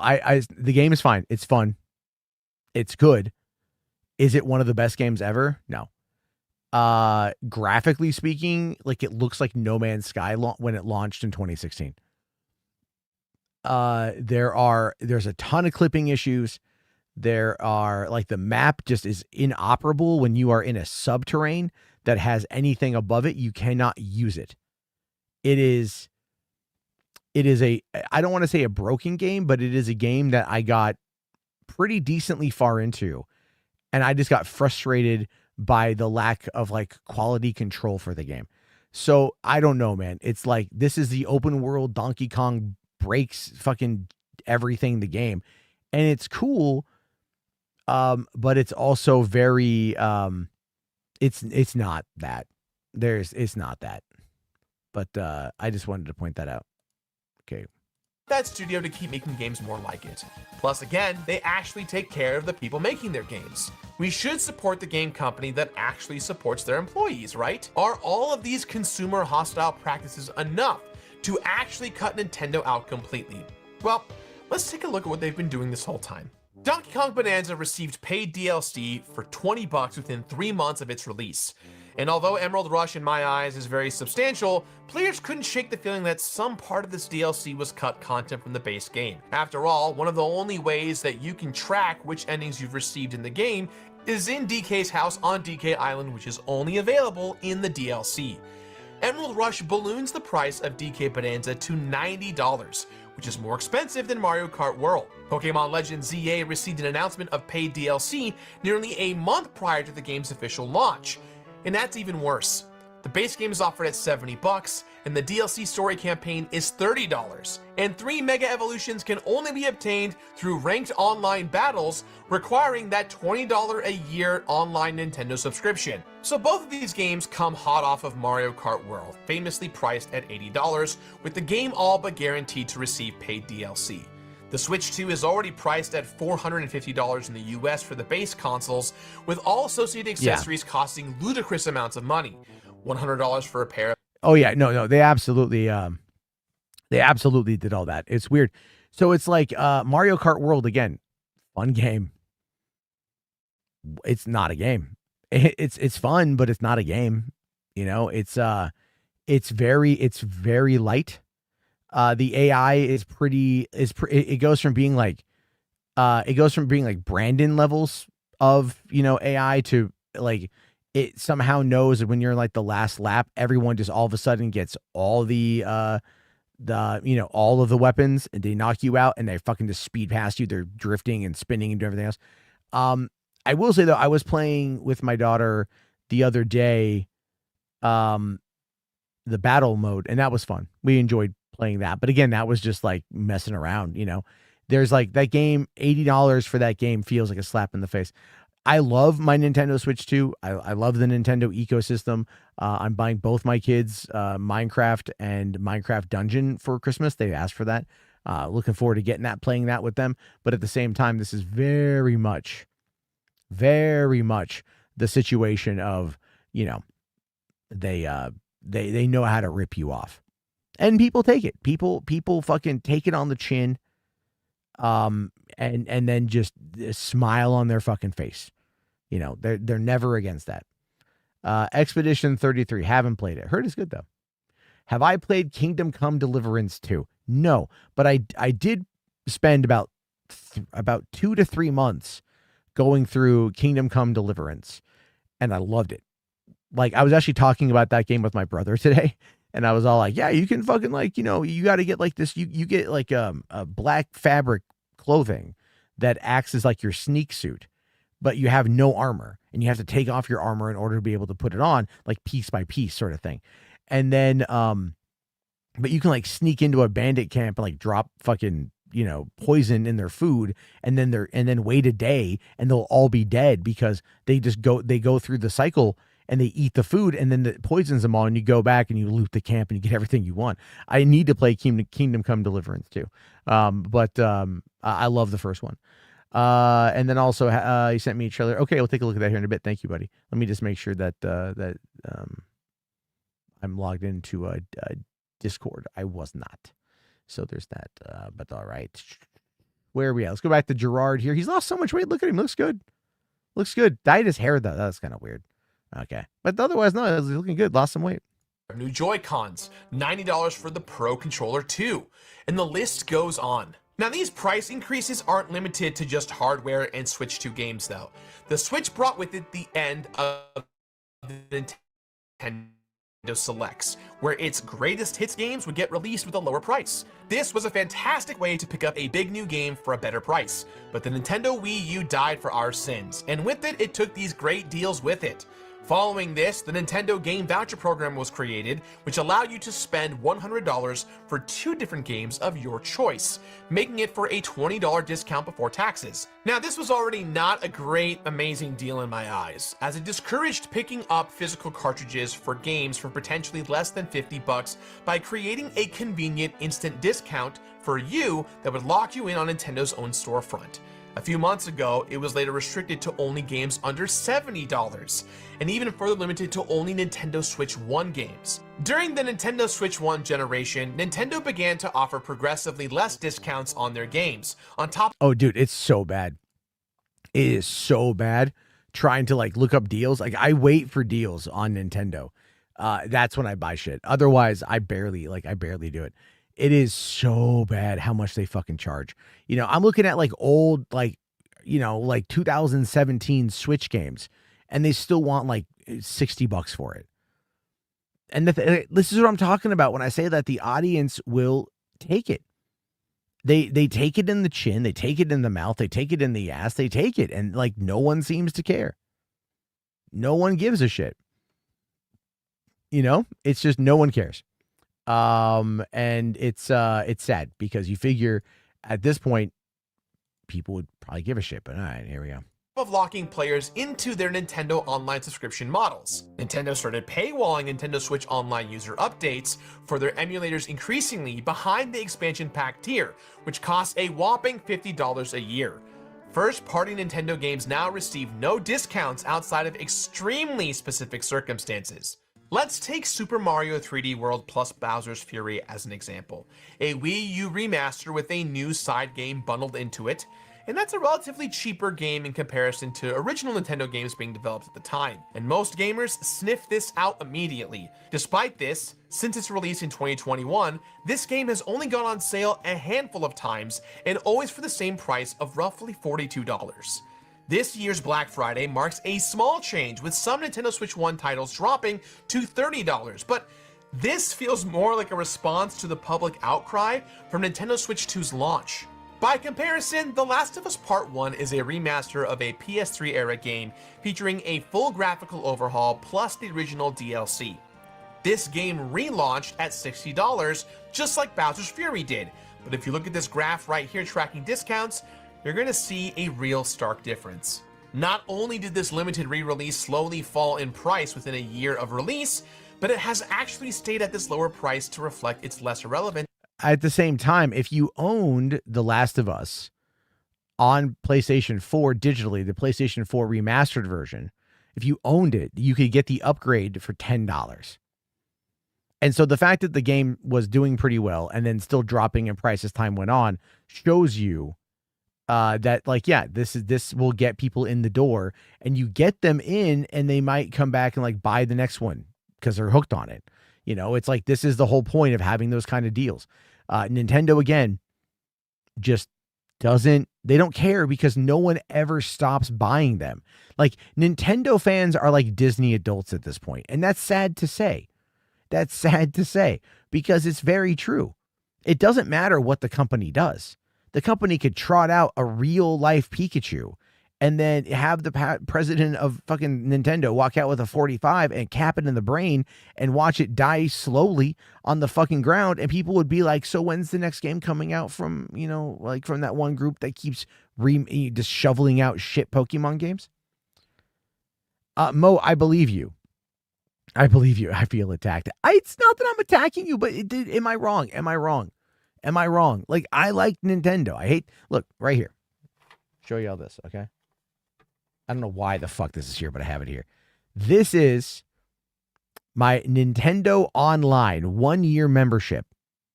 This is the card I got March 2017. Again, I have no idea why it's on my desk. It just happens to be on my desk right now. This is what I bought when I brought home my Nintendo Switch. And for some reason, it never worked. It never fucking worked. But I kept it. Okay? I bought their online shit. All right? Like, this is right fucking here. This is not a gag. I literally had it right. I don't even know why. I still have no idea why it's there. But it's there. It's there. Let's see. Command Unit here says, meanwhile, you get the upgrades free on Steam if you own the original version. That is, I guess that's true. I don't play Steam. But yeah, like, that's the whole point though, right? Is like you gotta, like, these companies are like, they've moved away. They care about the dollar, which makes sense because they're in business. They want to make money. But they really got to realize that it's like, in part, it's like you got to like meet your customers where they are. And it's like Disneyland. Disneyland no longer cares about me or you. They haven't for a long time. They want the people with the money. That's who they're courting. And they've raised their prices so much that the average family of 4, to get a one day park hopper pass right now, family of 4 park hopper pass one day, you're looking at roughly $1,036 for 4 people. Over $1,000 to go to Disneyland for one day. Explain to me in what world that is even remotely acceptable, okay, affordable, whatever. Right? I'm just saying, it's like all of this shit is not for me and you anymore. It's about creating the FOMO that will then go into debt in order to be able to live out that FOMO, so then we don't feel as bad. But that's what they do. That's what they do. They create that. It's a scarcity that isn't really scarce, right? They're like, well, we have to raise the prices. Everything else has gone up. I mean, I can understand that to an extent, yeah, but it's like, you're telling me that a family of 4 is going to cost over $250 per person for a park hopper pass for one day in December? Go fuck yourself. The last time I went in December was in 2011 when I re-upped my year membership for $171 for the year. Because going back in 2011, it was like $77, I think, for a pass. And then I paid basically like 2 times that, 2.5 times that, if that, less than that. And I paid that over time for the whole year. And I could go 200 days. I had the SoCal California pass. That's affordable, right? There's a children's museum here in town. I bought the deluxe plan for my family. We can go anytime we want, take up to 6 people. And the cost of getting in is about $20 a person, right? Adult, child, whatever. So for 4 of us to go for one time is $80. But I bought the pass that allows me to go anytime I want for a whole year. And those guys, and then we get, after 4 times it's paid for itself. It's just, this is like where, and it's like, it's just insane now how much everything costs. For Knott's, it's around $300 for a family of 4 for like the whole day. So it's a good thing that you're a Floridian and you can do a payment plan for your annual pass. Yeah, I'm sure you could do that in California as well. I did it. I think it was like $17 a month or some shit like that for a year. And like that was fine. $17 a month for a year. That's great. And then I bought like the parking upgrade. I think it raised it like $5 a month or some shit. It was super affordable back then. Let's see here. Chocobo says, I'm taking my family to Disney World December 23rd, $3,000 for park tickets, 5-day passes for 4. Yeah, that sounds about right. Now, does that include hotel? Are you saying the hotel, or is that like that's just the park? I don't know if you live local to Orlando or not. I have no idea. Never been. I want to go. I want to see it. I think it's going to be a lot of fun. But that's fucking insane. That's insane. And it's like, that's where people could probably get prices down if they literally just stopped buying shit. Right? But people can't help themselves because we're fucking desperately miserable. And so we need that kind of like validation, right? In order to feel something. I hate to say it like that, but it's kind of true. You know, it's like I buy physical media. I love it. I watch some of it. I haven't touched others. There's a, there's a 6-pack of Rocky movies that was a gift that's unopened. I need to get to those. I admit that, but it was a nice feeling when I got it. I felt really good, really warm, You're paying holiday prices. It doesn't matter about holiday prices, my guy. It doesn't matter. I'm talking about in general. I went like, it doesn't like, it's not everyone can afford to fly in like, mid-September when kids are in school and shit. I mean, holiday prices, you should just have a cap. Okay. You should just have a cap at the attendance rate. So it's not kind of true. It's plain true. Yeah. Who gave you the Rocky movies? H-Barts gave me the Rocky movies. Where is he anyway? Did he go to bed early tonight? Parallax, are you still here? Are you talking to him? Has he DM'd me?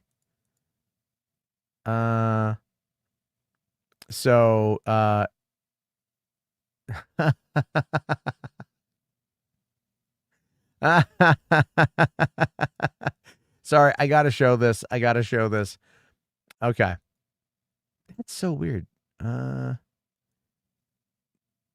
Does anyone, this is gonna look weird. I apologize. But does anyone know why all of a sudden there's like, what the fuck is going on? Hold on. Okay, I'll just zoom in on this one. All right. Okay. So for some reason, it's not showing me in the middle anymore. I don't know what's going on with Chrome. But anyway, this is coming in. So our boy Brandon is still harassing people.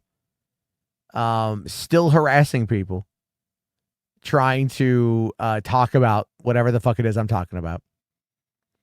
So, I was just sent this. He follows the person, wants to send them a message, likes their photo, trying to get their attention. I swear, I have like the most autistic haters. It's so weird. It's so fucking weird. But thank you for that friendly fan who was here. That's amazing. Oh my God. Like, oh man, that cracks me up, guys. You have no idea. You have no idea how much that cracks me the fuck up. Yeah, he's sleeping. Okay. Let's see here. I'm only going because it's where my wife wanted to go after chemotherapy. Yeah, well, okay, that makes sense. All right. Like that makes sense. All right. Yeah, you're being a good husband at that point. All right. I'm not going to give you any shit for that, you fucking ass. I'm glad your wife, passed chemo. I am actually I'm really happy she passed chemo. Took your 16-year-old to see Kill Bill, The Whole Bloody Affair. Nice. Hold on here. I got to look up actually. They actually just opened a showing of the movie at my local theater. And I got to check and see if it's not sold out yet. Okay. H-Barts is sleeping in Parallax Arms. I got no knowledge of that, buddy. I got no knowledge of that. I don't know what's going on. I don't know. You're gonna have to like get those guys to to fucking talk about Brokeback Mountain when the time is right. I don't know. I wish him luck. Love is love. Superman says, "Are you saying that I have to check my Instagram?" Yeah. Maybe he did. I don't know if he can find you now. He's crafty. I give him credit for being crafty. He is crafty. He is he's very crafty at that shit. Because he's crazy. Yeah, hold on. Parallax. All right, planes exist, cars exist, travel exists. Okay, buddy. Bazinga Lord. Love is love coming for the guy that flagged and lied. What?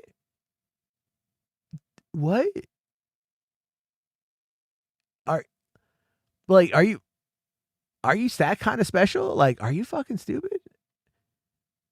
Dude, shit happened over 7 years ago. Like, over 7 years ago. And you're still on that? Bro, come on, man. Like, fucking Jesus Christ. That is the most retarded thing. Oh, my God, dude. Fucking touch grass. Ralph has run out of the country. Medicare is dying. No one from the sector is still even really around. No one of the skeptics is still really around. All that shit's long and gone, long and buried. Holy fuck. Love is every people. Like, fuck you.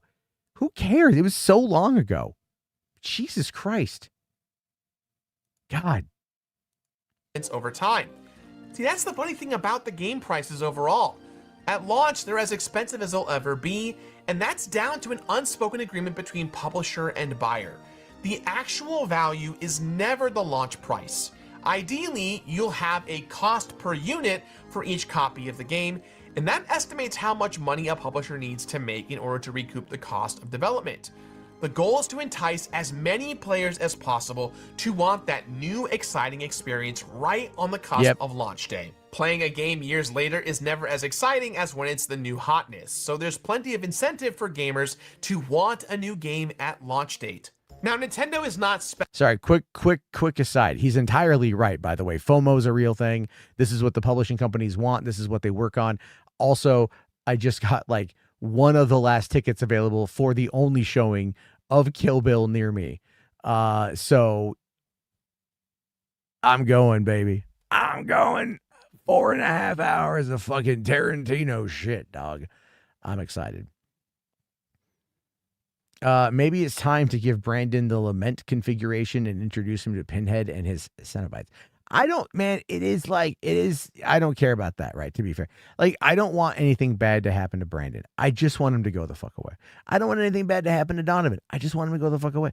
I don't understand what it is about my deep, huge balls, sultry voice that gets them so riled up and shit. You know what I mean? Like, it's fucking insane to me. It is legitimately insane. How just obsessed and dumb they are. And you know what it probably boils down to be fair? It probably boils down to the fact that it's like my relevance on all this shit on YouTube, everything is so dead that some of the most active people are the idiots. And it's like, it is just that. And it's fine. It's okay. I just wish we could have a better conversation. Because they are, they're dumb. They're dumb. So dumb. Okay. All right. Where are we at? See what he says. Special in the games industry in this way. Their games, like all games, become less relevant over time, sometimes releasing to completely zero relevancy. I'm going to check my Instagram real quick. Another company might have met a flop like Princess Peach Showtime with steep discounts to make up for weak sales at launch. Nintendo holds firm at a ludicrous $60, even in this. That's what I paid, actually, for Princess Peach Showtime. My daughter really wanted it. She saw a video on YouTube about it, so we bought it. 60 fucking dollars. I mean, it's not terrible. It's not great. It ain't everything. Extreme case.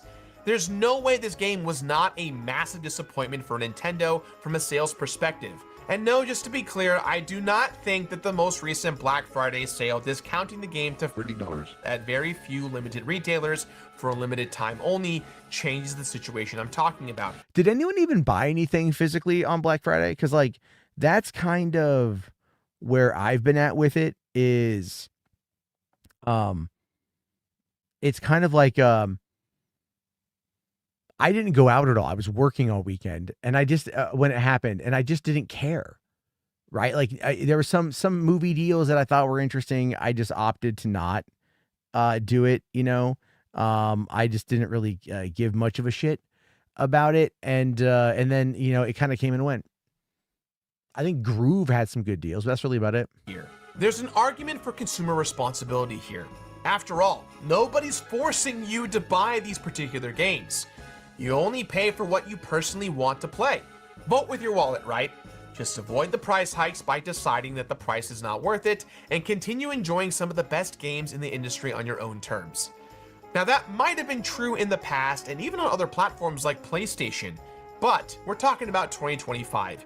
You cannot vote with your wallet the same way you used to, least of all with Nintendo. All right, so let me take you back a little bit. Let's say it's 2011 and you're looking at Mario Kart Wii for online multiplayer, or maybe you just want to replay older games like Ocarina of Time. You might be able to find a used copy of Mario Kart for, let's say, 20, maybe 30 bucks. Ocarina of Time on the virtual console is about $5 to $7 depending on where you live, and there really isn't a Xbox Live or Game Pass subscription for the Wii. Nintendo consoles were not just famously less expensive than their competition back in the day, but constantly went on sale, making for excellent options for families across the globe.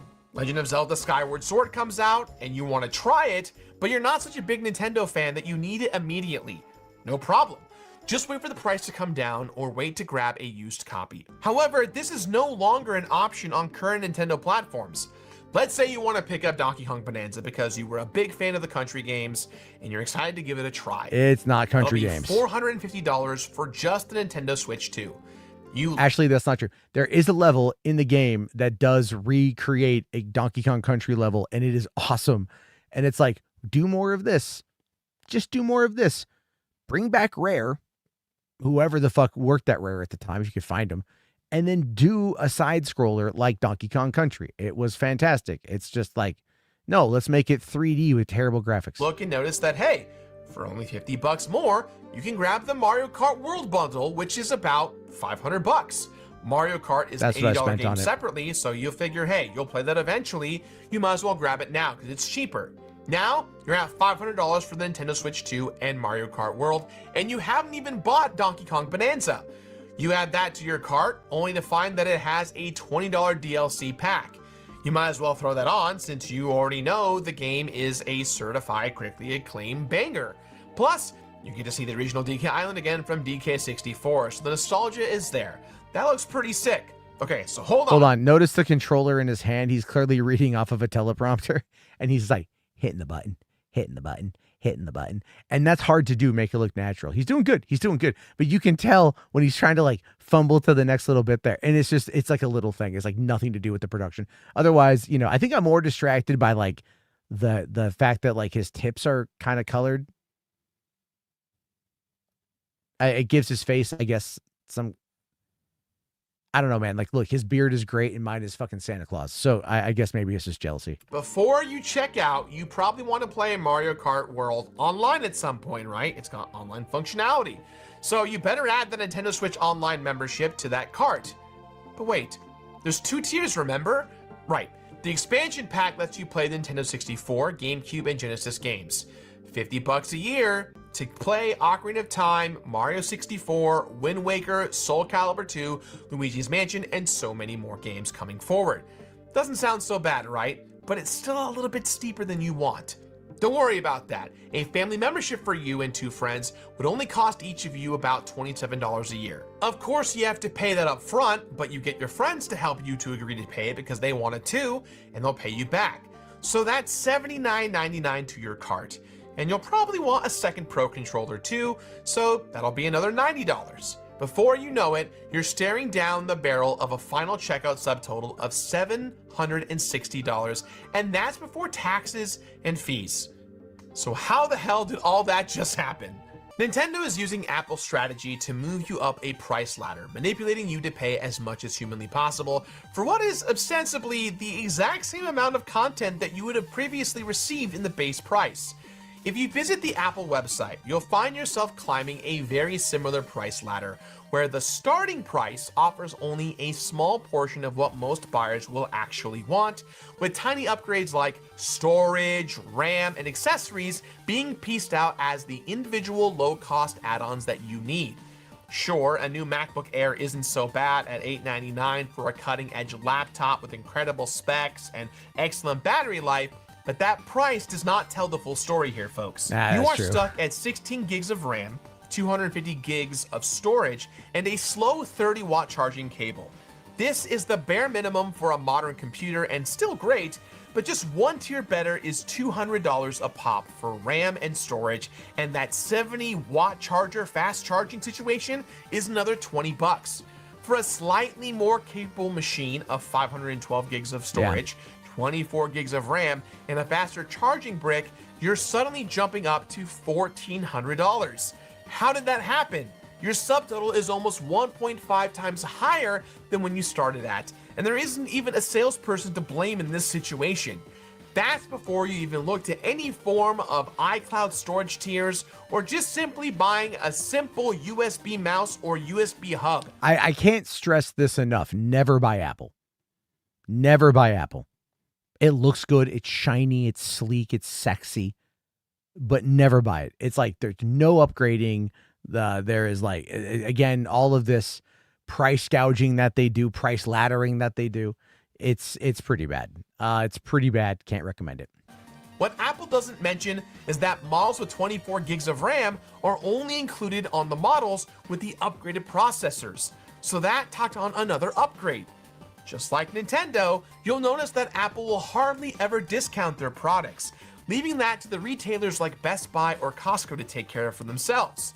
You're probably not going to want to use them though, since they don't let you customize your model the way that Apple does, meaning that you're looking at that $1,400 model right away instead of starting at $899. This price ladder manipulates you into making it your decision to spend more money, and Apple is famous for this very practice. This is a philosophy that is unilaterally applied across every product and game that Nintendo releases.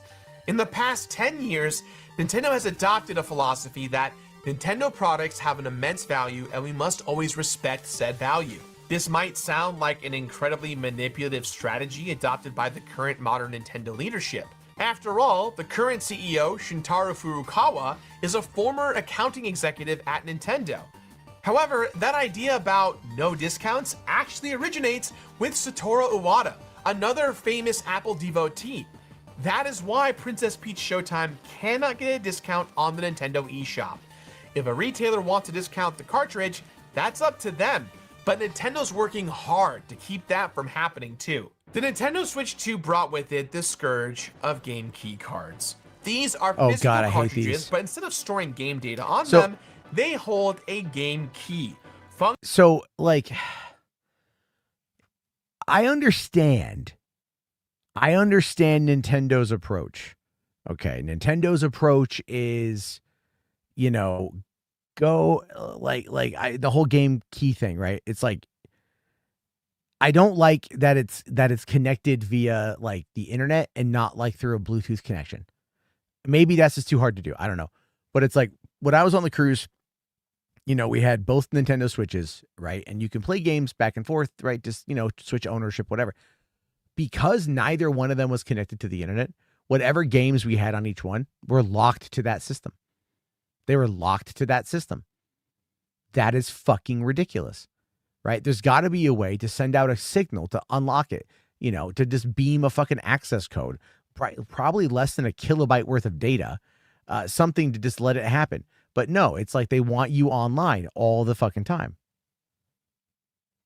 A game key is, in this case, a game key is, well, he'll explain it actually better than me. Functionally, they work the same as a cartridge, with the exception being you still need to download the game from the Nintendo eShop.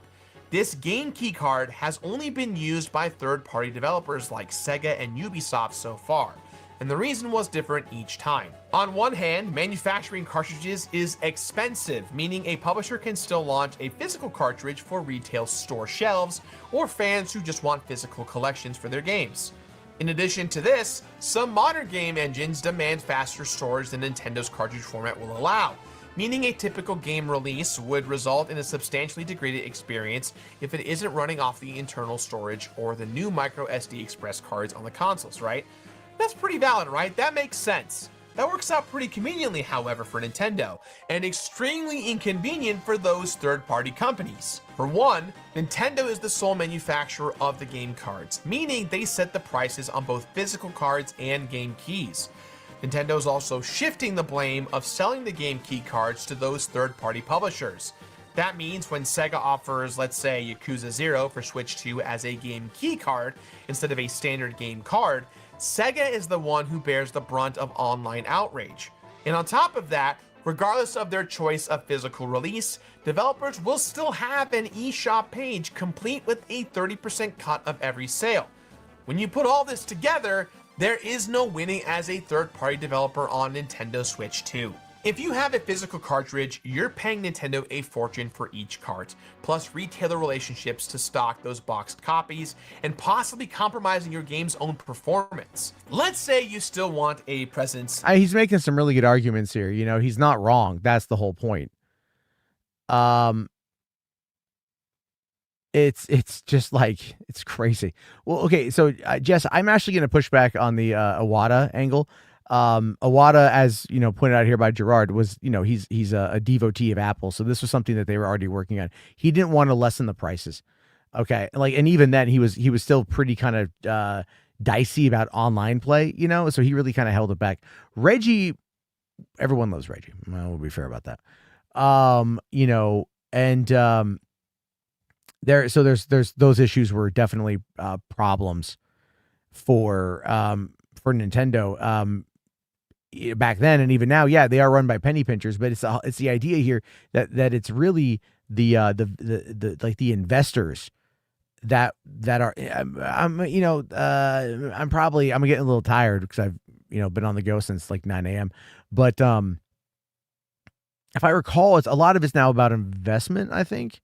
You know what? I don't want to speak on it too much because I don't want to sound like I'm an expert when I'm not. But yeah, Jess here brings up the Vita and the PSP memory cards from Sony. Oh God. When I had my PSP, I remember like 100 megabyte card was fucking expensive. 100 megabytes, you know, like 256 megabytes was $200, some shit like that. It was insane. It's insane. At least Satori took a pay cut during the Wii U era. Yeah, well, that's long term. That's good. But that's also something, you know, you might get out of Japan, where they seem to, like, you know, if Nintendo has good retention, then it's going to look good overall. He'll get his money back, you know. Like, it's like, what's the stock options before he passed, unfortunately. You know, things like that. In stores. Maybe you want to give fans a physical option for your game, or maybe you can't justify paying Nintendo for those expensive cartridges. There's going to be an extremely vocal backlash against your use of game key cards, and you're still going to pay Nintendo for that eShop page. You might opt out for the last resort, which is a physical box with a piece of paper inside with the key on it. That's got the same problems though as the game key card, and you're still going to be processed through the Nintendo eShop regardless. If your game is going to be distributed digitally, no matter what option you choose, then you might as well go with an eShop only release. As a publisher, you're better off not pissing off your fans and just foregoing a physical release entirely. Now, my friends, that was no accident. No matter what choice a third party makes, Nintendo wins. They get paid for cartridges regardless. They take a cut for each game sold regardless of the platform. They manage the eShop that distributes these games. They get paid no matter what and can always throw their hands up and cry market conditions anytime criticism of prices or policy comes up. This also conveniently creates an environment where Nintendo can finally achieve their goal of destroying the used game market, something that they've loathed for years. After all, Nintendo can't control the price of a used copy that's of that's Breath pretty of the true. Wild on Nintendo Switch. However, they can create a future where that used copy doesn't even exist in the first place, allowing them to sell you a critically acclaimed game back to you at whatever price they want. Okay, yes, there's that. But at the same time, we also have to discuss the convenience of digital. The convenience of digital. All right, like not carrying around a bunch of cartridges that could fucking fall and get lost or whatever. I mean, gamers are generally speaking pretty good about not doing that, but it's still the same goddamn point.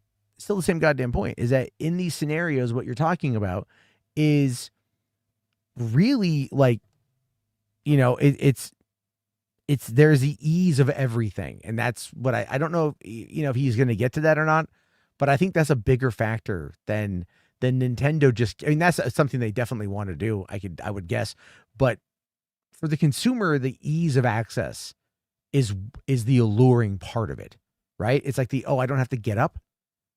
Okay, great. I'll pay a premium for that, and people do, and there's nothing wrong with that. But that kind of laziness is a big factor, and I'm not. Trust me, I am not saying that I'm not part of that problem, because I definitely am. This isn't just speculation either. Nintendo shut down their Nintendo 3DS and Wii U eShops in 2023, ending their virtual console program for good. There is now no way to permanently, legally purchase and own classic games for Nintendo's legacy hardware. I would know. I archived every release on the Nintendo American eShop back in 2023. And see, this is why you can't just vote with your wallet. There is no way to engage with Nintendo Switch and Nintendo Switch 2 content without rewarding their sales models and predatory subscriptions.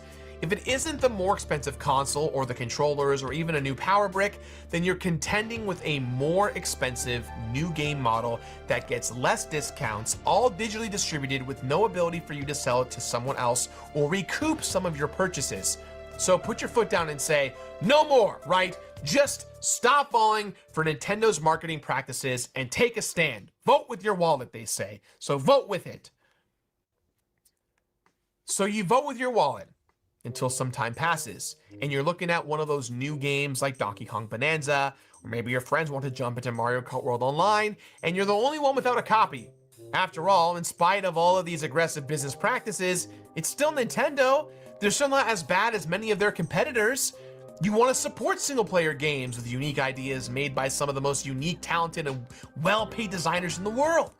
What other studios can boast that kind of environment and output? Your options outside of Nintendo are scant and filled with caveats. Sure, you can get Astro Bot on PS5, but most other new games coming out on the PlayStation are live service games packed with microtransactions, optional cosmetics, and always online requirements that you didn't even want or ask for. Okay, to be fair, I'm like, I play a lot of Hitman, World of Assassination, and that has an always online component. So I'll be in the middle of a mission, like something will fluctuate, whatever. And then like, if it doesn't have a 100%, like if it doesn't hit that ping and confirm that I'm online connected to the servers, then it will stop me and go like, you've been disconnected. In a single player game. A single player game has that always online connection. Ain't shit I can fucking do about it. Pisses me off. It just really does. Like I bought Hitman for the Switch 2 without realizing that. So I got my copy of it. I had gift cards. I don't feel so bad. It cost me like, I think $30. And it's like, yeah, but if I'm not online with it, I can't do anything with it. And it's just, it makes being a gamer very difficult. It does. It really, really, really does. And this is all publishers. This isn't devs. Devs probably don't want to do anything. This is all fucking publisher shit. If you like a franchise for its single player, there's no guarantee it will stay that way. Ubisoft's very own Far Cry is now leaving behind the single player campaign model in favor of the live service gamble. So this puts us in a real predicament. Okay, but to go back to that live service gamble, I was touching upon that earlier. Again, not an expert, but this is, Alana Pierce had done a video about this a while back. made a really good point, talking about how this is a scenario where what you've got is you've got these venture capitalist firms and you've got these investors that want these developers through the publishers, like, to go and make these live service games, because if one can hit, like, it is worth the investment in all the failures. And we see this in, like, movies and TV shows and, like, other things, like, other gaming shit. We see this kind of crap all the time. So it's true that it's like, this is all outside influence, because you and me and everybody else, man, we don't matter to these people. Like I'm being legit here. We don't fucking matter to these people, because at the end of the day, just buying something is not buying it. Your EULA gives you the right to resell it if you have a physical copy. You can't restream it. Sometimes they fucking bust you for that shit. You don't actually own it. You're just licensing, and that's everything. It is a lot of, they just don't care. They want that fucking return subscription based FOMO income that comes in. And that is the biggest problem with gaming and movies and entertainment right now. And I would make the argument that probably one of the best ways to fight back about that is to invest in the physical shit and cut everything else out. Cut Netflix, cut Hulu, cut Disney Plus, cut Amazon, cut everything. Watch fucking Tubi. That shit's free. There's ads. There's a transaction there. And they get good movies, and they cycle in new shit all the time. Right? But we have a FOMO when it comes to all this stuff, right? I was asked today, like, did you watch Alien Earth? And I'm like, no, I want to. I haven't got around to it yet. So it's a factor on that one. It's a real big factor on that one that we need to really remind ourselves that this is an issue. That's plaguing all entertainment right now. It's because everyone is chasing that dollar. Everybody wants a fucking Fortnite shit, It's like everybody wants that. And it's sad because it's not sustainable for a lot of people. But these companies don't care. They will invest hundreds of millions of dollars. And if they lose out on their investment, guess what? They can write it off. But if one hits, they can become billionaires. So to them, it's worth it. To them, it's worth it. Sad. Fucking sad, but it's true. All right. Vote with your wallet. But what can you actually vote for? On one hand, you can reward the studios that crunch their employees, perform massive waves of layoffs to make way for AI-generated slop to replace actual artists, and tie games to online services, make them impossible to meaningfully preserve. Even if a studio makes a game you like, there's no guarantee they won't be bought out. Gerard, why you got to bring a pandemic, man? Cut me deep on that one. Pandemic was the shit. Who the fuck owns the Mercenary? Is that EA, or now Saudi Arabia, right? Owns the Mercenaries brand. Can someone raise some money and buy that back, please? That'd be great. Out or otherwise suffer some kind of collapse after not being able to deliver another hit. The list of decent studios is getting shorter and shorter and constantly changing for so many reasons. On the other hand, there's Nintendo. Playing on Switch gets you the cheapest online membership by a huge amount, and for all of its problems, you're still getting a Game Pass-style library of retro games. You'll still get exciting third-party releases like the upcoming 007 game or Resident Evil Requiem. Yeah, but I plan on buying that on Xbox. I don't plan on getting that on Switch. Why the fuck would I get the 007 game fucking downgraded on the Switch? You know what I mean? They do be fair. They got Cyberpunk running on it, and apparently it runs pretty good. You aren't missing out on indie games since most will either launch on the Switch or make their way over in due time. Plus, the Nintendo Switch and Switch 2 are just fantastic pieces of hardware. Even with all the game key shenanigans going on, you're still getting more physical releases for games that you'd never see on PlayStation or Xbox. Now look, I'm not talking about the entire games industry right now. We're still talking about voting with your wallet in specific companies. Buying a Nintendo game means you aren't buying a game by Sony or Microsoft. You're voting against the use of AI in games and voting for better treatment for game developers, artists. But AI in games is not the issue, right? AI in games, I'm not going to go into it. I'm not going to go into it. It's such a wasted issue.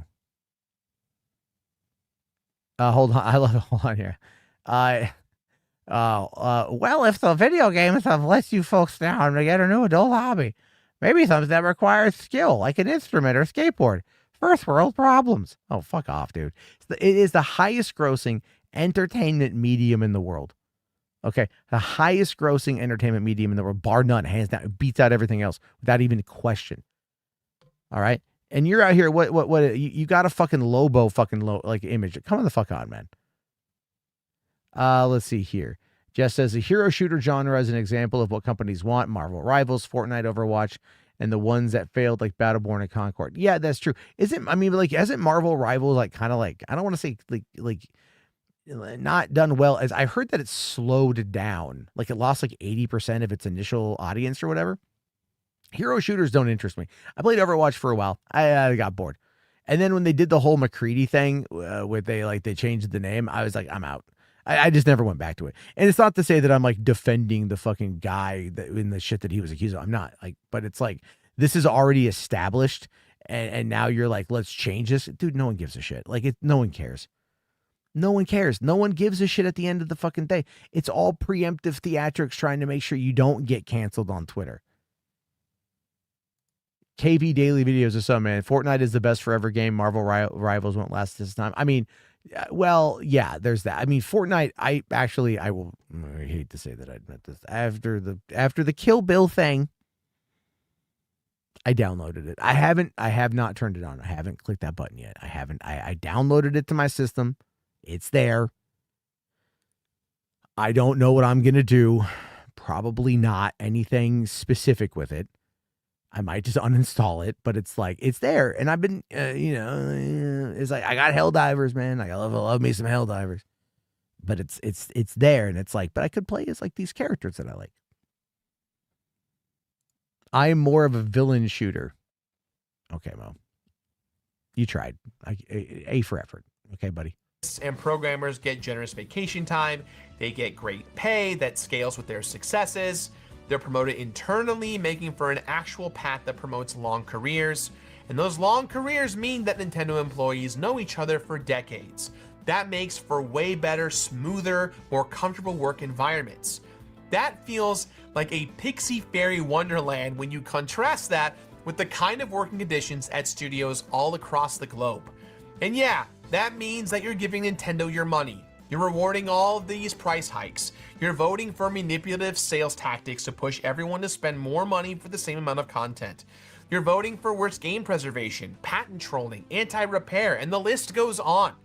Nintendo is one of the best companies without a doubt, but they're also an industry-leading bad guy that will destroy your life and lives of your entire family if you dare to upload a Mario game for others to download. So, what can you truly vote for? In my opinion, I love that. He's all like, man, fucking Nintendo, dude. Oh, God. Adonises. Massive throbbing dicks. Right? There's, just such good penises. But they're uncut and they got smegma inside. You know what I mean? So you got to choke it down. So, God, but it's so good. Everything else is so tasty. But the Famunda cheese, I got to do it's like, come on, man. It's just, don't do it. I only buy on sales, things that I want to get at the time. It's like you can sit there and just like, I don't know, like live up to your morals and like, or your laurels and like rest on those motherfuckers and like not pay, but he's not wrong about FOMO. He's not wrong about there being that. We all get hit with it. But, it's like, I think a lot of people are adult enough to go like, yeah, I just won't buy it, or I'll wait. And if the wait takes a long time, I hate to break it to all people out there that aren't fucking 12, but once you get old, your days go by like that because you have a routine, you have a family, you have a career, you have a shit you're doing. Everything moves at breakneck speed. So wait for the fucking sales. It's got to be smaller choices to make. Buy a controller by 8-bit dough instead of a pro controller. They're still fantastic. Don't get that Nintendo Switch Online subscription unless you really want to play a game online. Cancel it when you're done. Buy used games whenever you can and try to avoid the hype cycle on new games unless it's a release that you are really stoked about. Most of all, please don't buy. The last full price game I bought was Assassin's Creed Shadows. When did that come out? When did AC Shadows? When did AC Shadows come out? March 20th of this year. Okay. I mean, I bought. I will say I bought Helldivers for $40, but that's already a AA price. Yeah, I'm talking the full like $70. Even Donkey Kong Bonanza and fucking Mario Kart, which I got for my kids, not for me. That's a little bit different.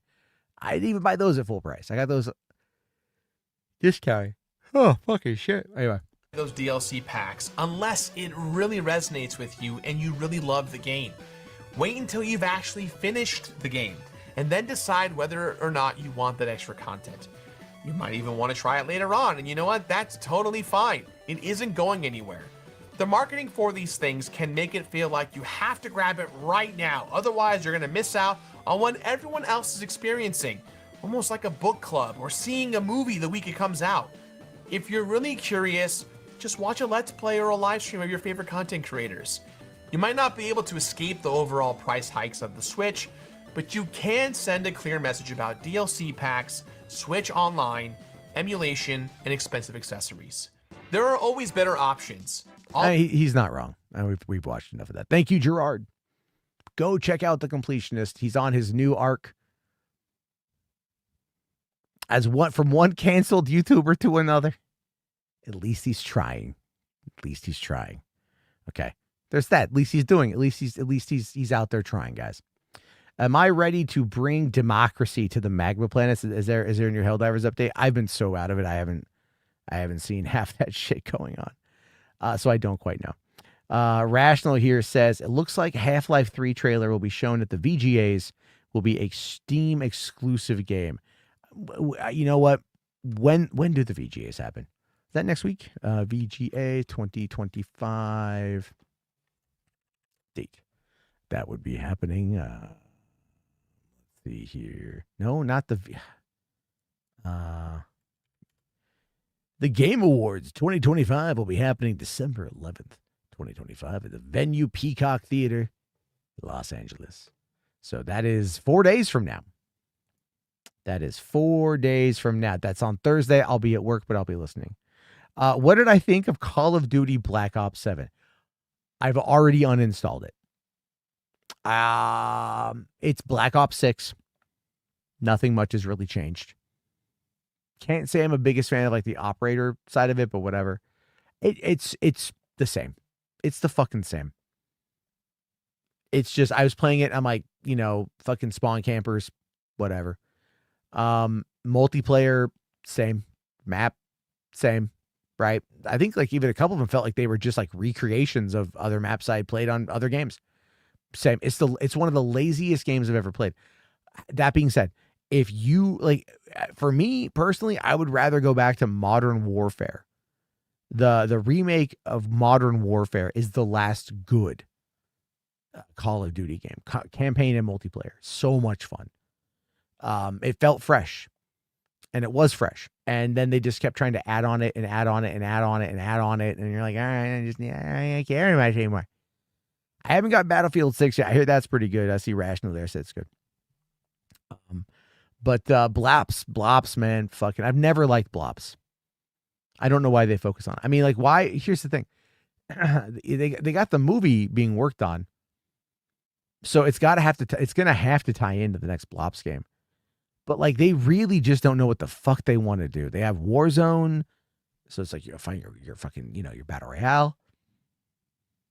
Like all the fucking currencies, all the fucking skins, all the cosmetics. It just feels like a lot. Honestly, to find the game that interesting. Why do you think of everyone hating on Black Ops 7? Yeah, well, if you're talking about the end, that video that was going around of the gigantic Michael Rooker monster, I think that's what it was. Yeah, mock away, man. I was watching that on Twitter and I went like, wait, this is the ending of Blob 7 campaign? Is this an Ubisoft game? Like, what the fuck is going on? Yeah, I just, I went and I played Hogwarts Legacy. Loved it. Gave me my Harry Potter power fantasy. 21 year, 24 years in the making for me personally. And now I'm playing Hitman again. I got Frontiers of Pandora. That new update dropped. They got the new third-person mode. I think I'm going to play that next. I got Outer Worlds 2.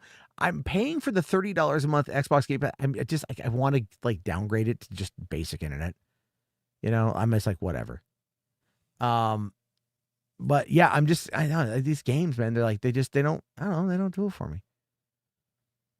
I got Baldur's Gate 3. I could play the fuck out of that. I've got a bunch of other games that are in my backlog. It's just like, at some point, that's maybe one of the things that Gerard didn't say there is like, if you got games in your backlog, and there's a high probability that you probably got games in your backlog, with like Nintendo specifically, because, they're so good at reselling you everything you've already bought. But if you've got games in the backlog, then like just go play those and then wait for everything else to go on sale. Because it will. It absolutely will. It will go on sale and there's like, save yourself some fucking money. Thoughts on PlayStation 6 not shipping with disc drives? Will publishers even make physical games anymore? Or will it all be limited run? It's going to eventually go... It's going to eventually go limited run, the boutique type stuff. It's not like all going to do it. You know what I mean? Like there's still a subsect of people that are going to really want the physical, but those people are going to be sold. Like, look at physical media, right? It's like the boutiques are selling the collector's packs. They're the ones selling like the ultimate edition, collector's edition, limited edition, right? And that's where they make their money. That's the FOMO. So people like look at Snorlax, right? Look at Snorlax. Snorlax bought I pre-ordered or whatever the fuck it was, the physical edition of Spider-Man 2 for PS5 with that 19-inch Venom butt plug, right? And he got that, and it was like taking forever to get to him, and it had the physical copy of the game in there. So he actually, I think, went to somebody else and was like begging them to, like, if I remember correctly, to give him the money to purchase Spider-Man 2 digitally so he could play it right away while he was waiting for the Venom 19-inch butt plug to come in the fucking mail. So he already bought the game, but he was so desperate, so needed to play it right away, that he went to a mutual and was like, yo, dog, like, can you buy this for me, essentially? And that's what he did. As far as I remember, that's what he fucking did. And so Snorlax just ended up, you know what I mean? Like, it's like, dude, fucking wait a day or two. But this is the FOMO shit. I gotta play Spider-Man 2 now, man. You bought the fucking game. It's coming in the mail. I want it now. Well, then why didn't you get the digital copy? But I want the statue. So then this is your fucking fault. That's simple. It's that fucking simple. If you are not changing it, if you're not the one that's involved in that shit, or if you're not getting what you want when you want it, that's on you. You know what I mean? It's like, there are people out there. I got the Ninja Turtles 4K set coming in a couple days. Some people already got it. I don't have it yet. I'll get it when I get it. And then I'm going to show it to my fucking kids. H. Rice here says, I think I helped Snorlax pay for the collector's edition. I actually think you helped him pay for the digital copy of it, is what I'm talking about. But you know what I'm talking about. I'll keep adding games to your backlog. See, this is what I appreciate you. I also, no, but the thing also, I forgot to download the thing. I downloaded the thing as well. I just was playing it, like I downloaded it, like my kids are in the room and I showed them the trailer and they're like, this is scary. I'm like, yeah, you guys are 6 and 8. You guys can't, yeah. So I got the game. I'm going to play that one too. I'm just playing some fucking backlog shit, dude. Like, I want to play Arc Raiders. I want to, do all that shit. But it's like, I want a game to kind of just unwind. I want to work on my stories as a way to kind of build up my storytelling career, and get all that off the ground. You know what I mean? And so it's like, yeah, I don't have as much time as I would like, but it's just, again, like, like I'll granted, I told the story about when I was a teenager and I took my friend's PlayStation 1 that he was borrowing from somebody else, and I wanted to use the Game Shark on it, and the Game Shark wasn't compatible with that model of PlayStation 1. So I traded that model to GameStop. Then I paid, I forget how much money, but it was considerable. I paid to get the new PlayStation that was compatible with the Game Shark, so I could play it for like a week and then gave that back to my friend and went like, hey, I went and traded it in and got the new model. And he was pissed because he's like, dude, this is an original like launch model PS1 that you got rid of. You know what I mean? And like that was a fucking wake up call for my dipshit ass way back in the day. I don't even know why the fuck I did that. I don't even know why the fuck I did that. I know, you know what it is? Here's the thing. I'll be honest with you guys. Back then, I was getting child support money from my dad. I was getting like $250 a month. In the 90s, that went a ways. And like it was like no fucking oversight. It was just here's every 2 weeks, $125. Do with it what you fucking will. Dumbest shit I ever did. Dumbest shit. So okay, Snorlax has begged for stuff so much I never would do that. You would never do that?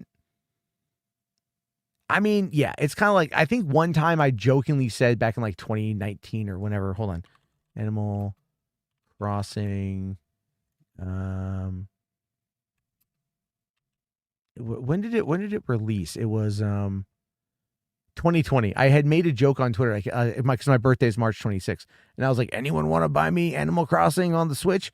And one person did, actually. I was more joking about it, but he did. That was very generous of him to do, you know, and everything else. It was actually, I think he had made a lot of money off of talking about me on YouTube, so he's like, I'll toss my bone.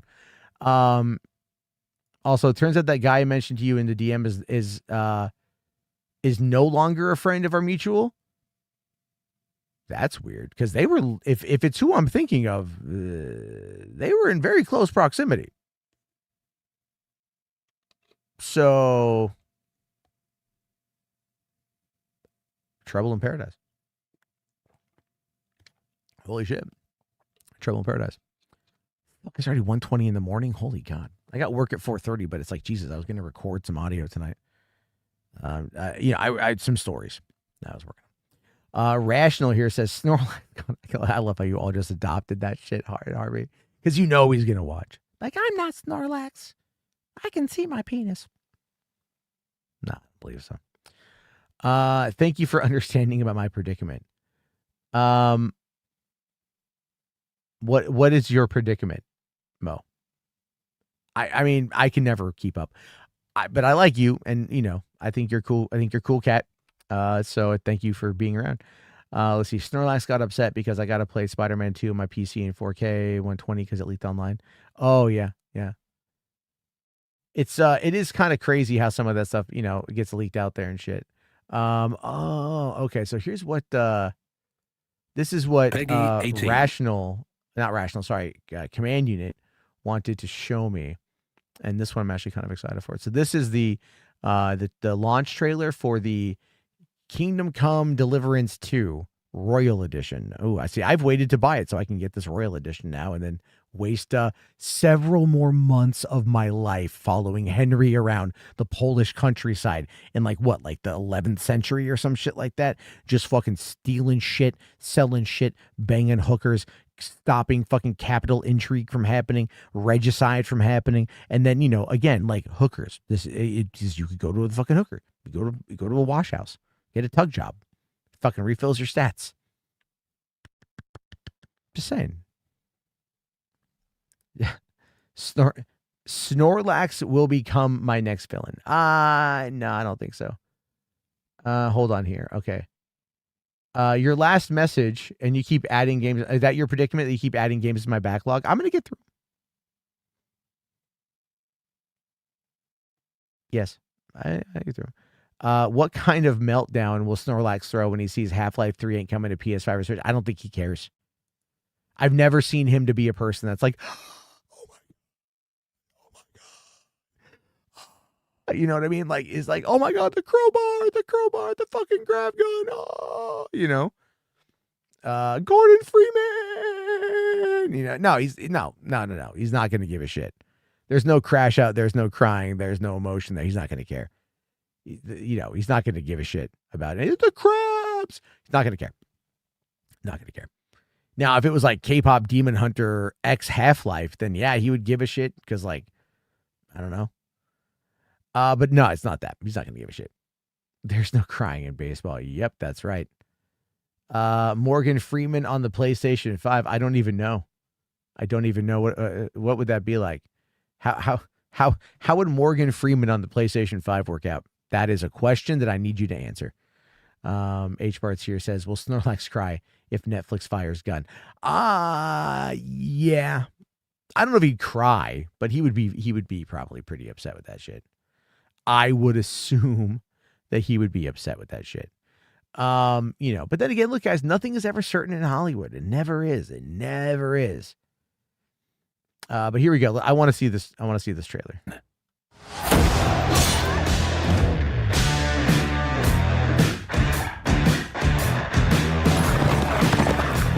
That is fucking impressive. Dentes Fortuna, you are! Are you glad to be finally out of that hellhole where we can finally enjoy some adventure? See a bit of the world! And simply have some fun. Sure, and I'm personally responsible for your safety. Females! Christ, Henry, don't be such a stick in the mud! Be gone! What are we gonna do?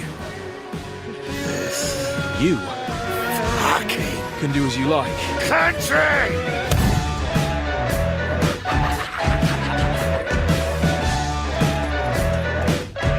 You've been lying to me all this time, and you dragged me into it. Let me introduce a young master of our craft and new owner of Kutenberg's old forge, Henry of Skalitz. When the Black Death last swept the town, it also started slowly. I want to see a bit of the world. Learn things, have more adventures. I don't want to be stuck in some hole in the woods. One day you'll realize that's exactly what you want. What the fuck is that? Take cover!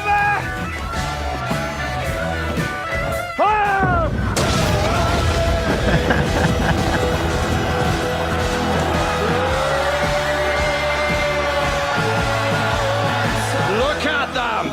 They carried on plundering our land, invading, killing, raping, spilling the blood of their fellow countrymen for a foreign usurper. Time has come to put a stop to them forever, to sweep them off our land, hunt that rebel back to Prague in the name of King Wenceslas! Damn. You can't do this! Kill them!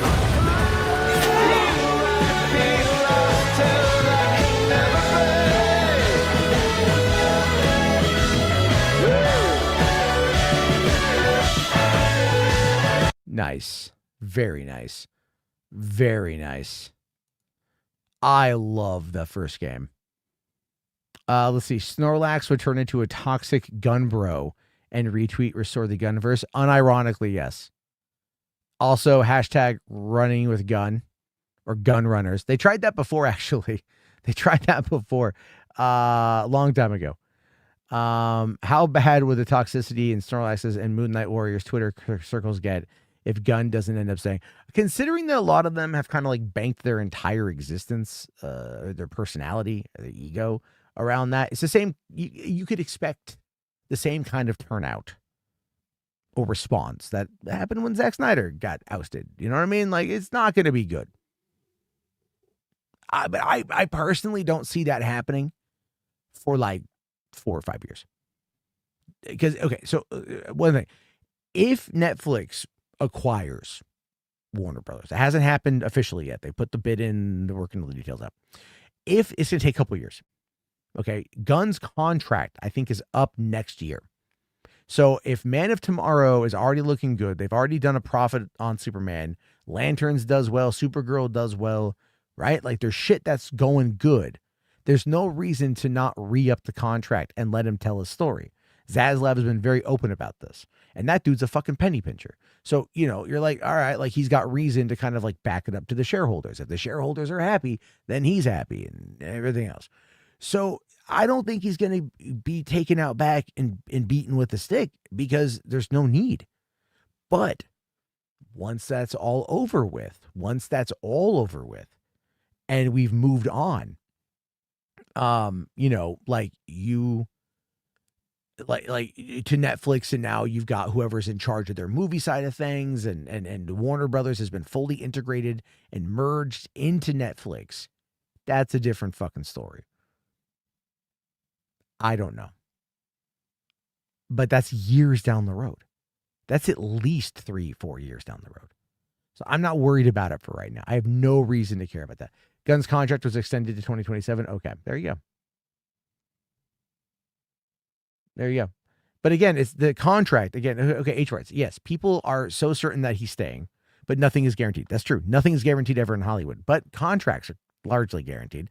And if Netflix is going to be dropping $82.7 billion for this acquisition, they're not going to probably fuck with the contracts just because they're not going to want to pay out more fucking money. Okay, they're going to have to start really kind of cutting down on the redundancies. But they also don't have a theatrical production wing that handles, that. They don't have like a television wing. And the studios for Netflix is not really, they're not necessarily a studio. They kind of are. I mean, they are, but you know what I mean? And so it's like there's infrastructure there that they don't have that Warner's does. Right? Amazon had the same thing with MGM. There's infrastructure with Amazon or with MGM that Amazon doesn't have. So they can merge it in.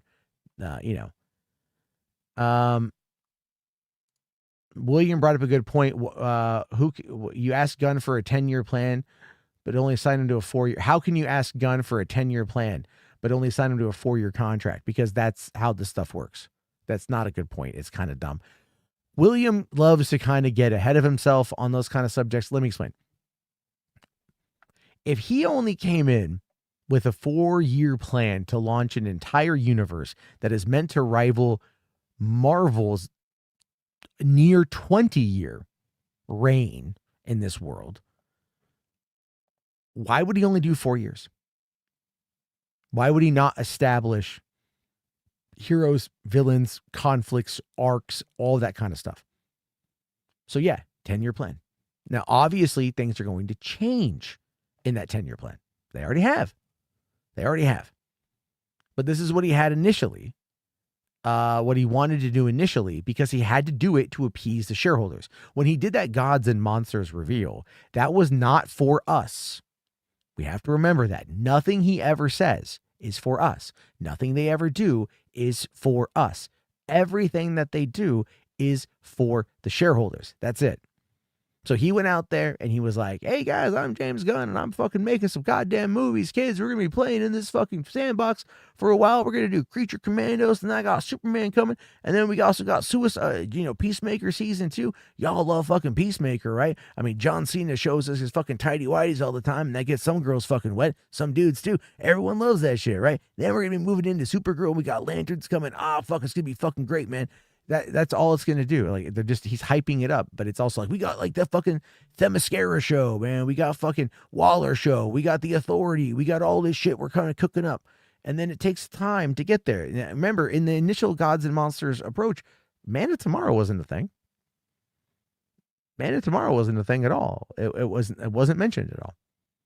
Brainiac wasn't mentioned. None of that shit was mentioned because this kind of shit changes.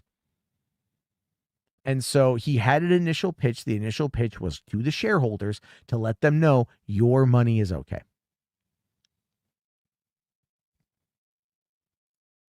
Let's see. Dan DiDio, the ex-head of DC Comics, said in a blog that he was excited to keep working with DC Comics in the future. The next day he was fired. If I recall correctly, aren't there some kind of like extenuating circumstances as to why he was fired? I don't know. I don't dabble in the comics industry. Too juvenile. My God. But as soon as AI can allow me to do character consistency, I'm going to write some smut. It's going to be glorious. It's going to be great. You guys are going to be like, ooh, yeah. I don't even know. I'm fucking tired.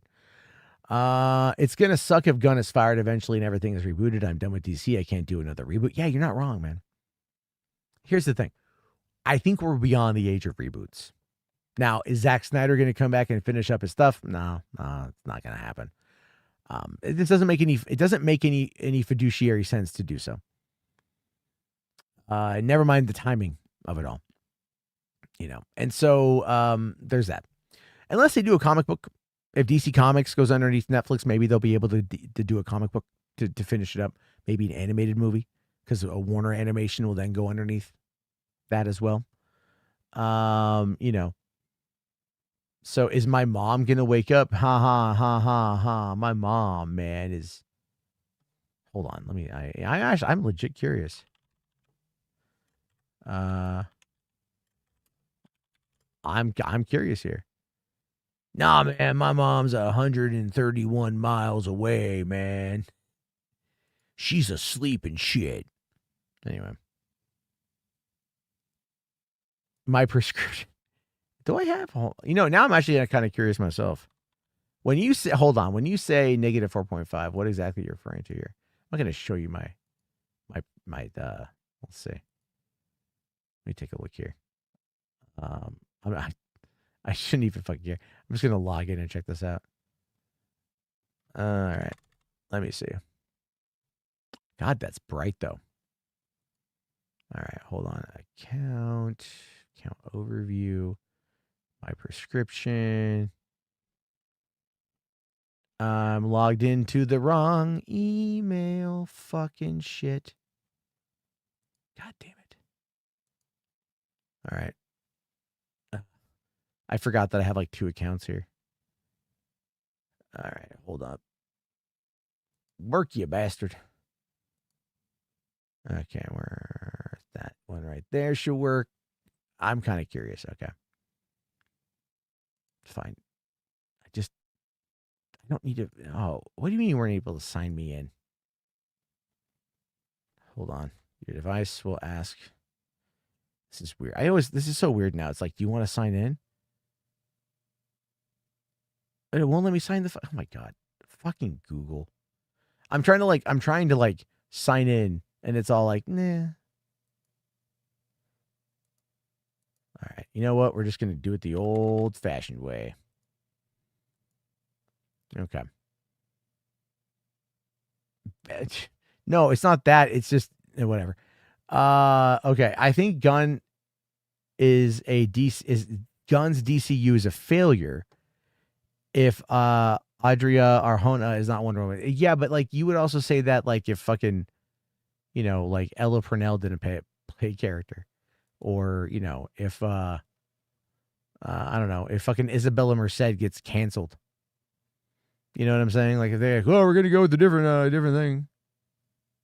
Let's see. Let's see. Joke's on you. It's not minus 475, you bastard. Anyway, what do you mean 131 isn't? Oh my. Okay, now you're just trolling. All right. I'm just fucking ban this guy. You can't cancel the Merced. You can. Yeah, you can. And you get rid of that. If I swear to God, though, if that fucking squawk is there, I'm out.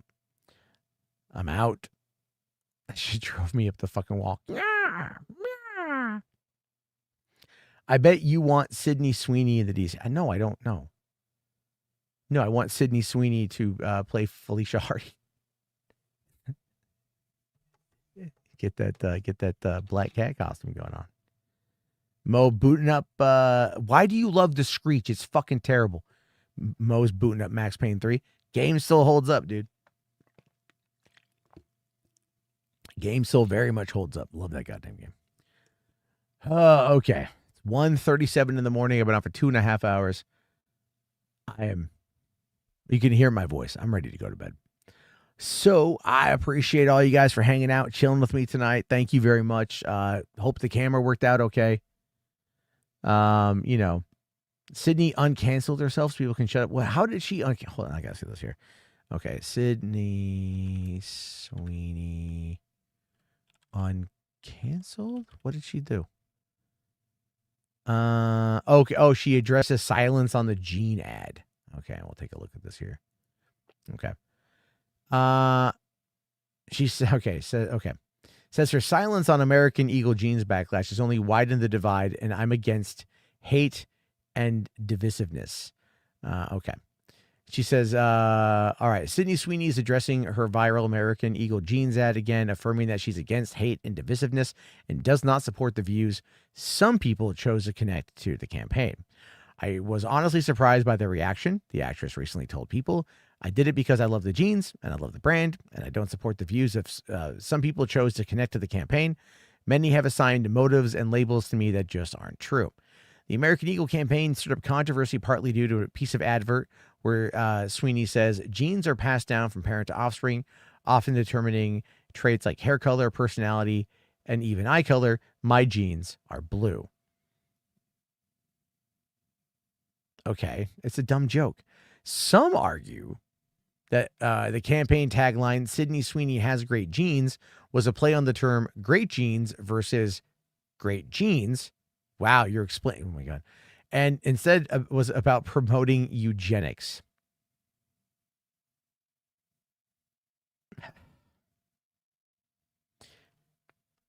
Giant Meteor 2025 when? It's not even a non-apology. It's like she's just like, it's stupid. It is stupid.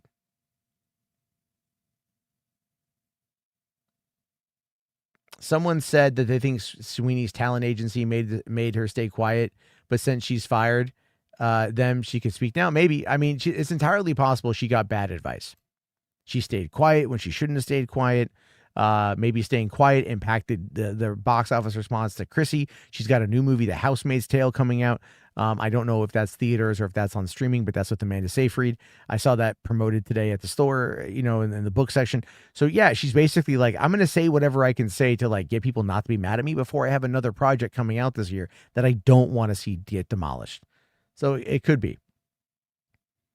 Parallax stupidly thought she was a Nazi. Is that true, Parallax? Did you think that Sydney Sweeney was a Nazi? Did you think that because she has blonde hair, blue eyes, and big tits, she hates you? That she wants to see you dead and in a camp and deported back over the border in a catapult? Or a trebuchet, depending on who you're going to be making an argument with? Because those kind of people that say trebuchet over catapult are pretentious fucks. I don't know. Sydney Sweeney apparently has conservative parents. Oh, yeah. No. She does. He's not here. I had an argument with him until he finally turned his back. Well, someone clip this and send this to Parallax then. Because he needs to see it. He needs to see this. No, she's definitely not doing Spider-Man. She actually openly admitted she did that to get connections with Sony in order to get her movie Immaculate made. So she's like playing producer. So yeah, she's smart. The SJW types on Twitter think that Sydney Sweeney is a white nationalist. Yeah, I got called a colonizer by someone the other day because I didn't say something about something that I didn't know about. So it's crazy. Sydney's losing sleep over incel opinions. I don't know if I say losing sleep, but it's hard to tell these days. Like what I mean is like, it's hard to tell because people are fucking insane. And they take everything you say and they run it through this weird enigma machine where they're trying to decipher what it is you say, but it's really like an enigma machine that's built with like Play-Doh and fucking stickers. And it just makes it bad. You found out today that you're 1% Jew. Better not tell Twitter. I guess it only really matters if you're cut or uncut. If you're uncut and you're Jewish when you're fucked, I guess, you gotta go snip, buddy. Especially if you're going to be boldly going some places. It's so difficult to not fucking make a joke I want to make right now. Oh, God, my lips. I'm fucking dehydrated. Holy shit. Jesus Christ. All right. I'm not going to ask Snorlax. No, I haven't blocked. There's no point in all that shit. I'm just looking to like move on from him, So, all right. Anyway, yeah, I'm going to go. Oh, Sydney Sweeney is from my state. That's true. She's on the other side of my state, though. So I'm on the west side. West side. In Olympia. South of Seattle. Okay. She's from Spokane, which is a distance, and it's a whole other world away. Whole other world away. No, he unfollowed, Snorlax unfollowed me on Twitter and then forced me to unfollow him, which I did to him a few months ago over the Superman shit, which I thought was a valid argument because I just don't want to deal with him. And then he did a live stream crying about that, saying that I soft blocked him, but then he does it to me and it's perfectly fucking fine because he's a fucking hypocrite. It's fine. Snorlax will try to call back eventually. I just hope he crawls his ass to a gym. Like, that's it. Fucking whatever, man. I don't care. I don't give a shit. I'm so done. I'm so done with that nonsense, right? This is the thing I don't get. You're a teacher, right? Like, of children that are around the age of like the identity that you're kind of acting like online. It's weird. He unfollowed everyone online because minors don't interact. Ooh. Okay. I might be too loud. I didn't even check, see if I'm. I might be. No. Okay, I think my daughter woke up. So yeah, I'm gonna go. And I will. Let me see here if I'm home tomorrow night. Let's take a look at my schedule. God, that lights up like a motherfucker. You see that shit? Turn on the eye protection. Oh, you crap ass motherfuckers. I had I was supposed to be done at 9:30, be on my way out the door. And then they gave me a fucking 12:30 a.m. pickup. Okay. So I will not be on tomorrow night. Oh, you're from Ollie? I bought my first Sunny Angel there. Yeah, well, I mean, I've been living here for 8 years, but yeah. Yeah, I live here now. So Max Payne 3 is not booting up. Are you playing it on PC or what are you playing on? Google that shit. Gemini that shit, baby. All right. Yeah, now I'm going to go. Thank you guys very much for hanging out. If you guys haven't already, please like the stream. It does help. I don't know what it helps, but it helps. It helps. And if you guys want me to be on camera more often, whatever, well, I can do it. This worked out okay. This actually worked out all right. I'm quite happy actually with how it turned out. How far am I from Nintendo's HQ? I would say about probably 80 miles. Let me see here. Hold on. 70 miles. I am 70 miles. So that's how far away I am from there. Ain't bad. All right. You guys have a good one. Boulder Phil. Yeah, there you go. My eyes are now on fire. Why? What happened?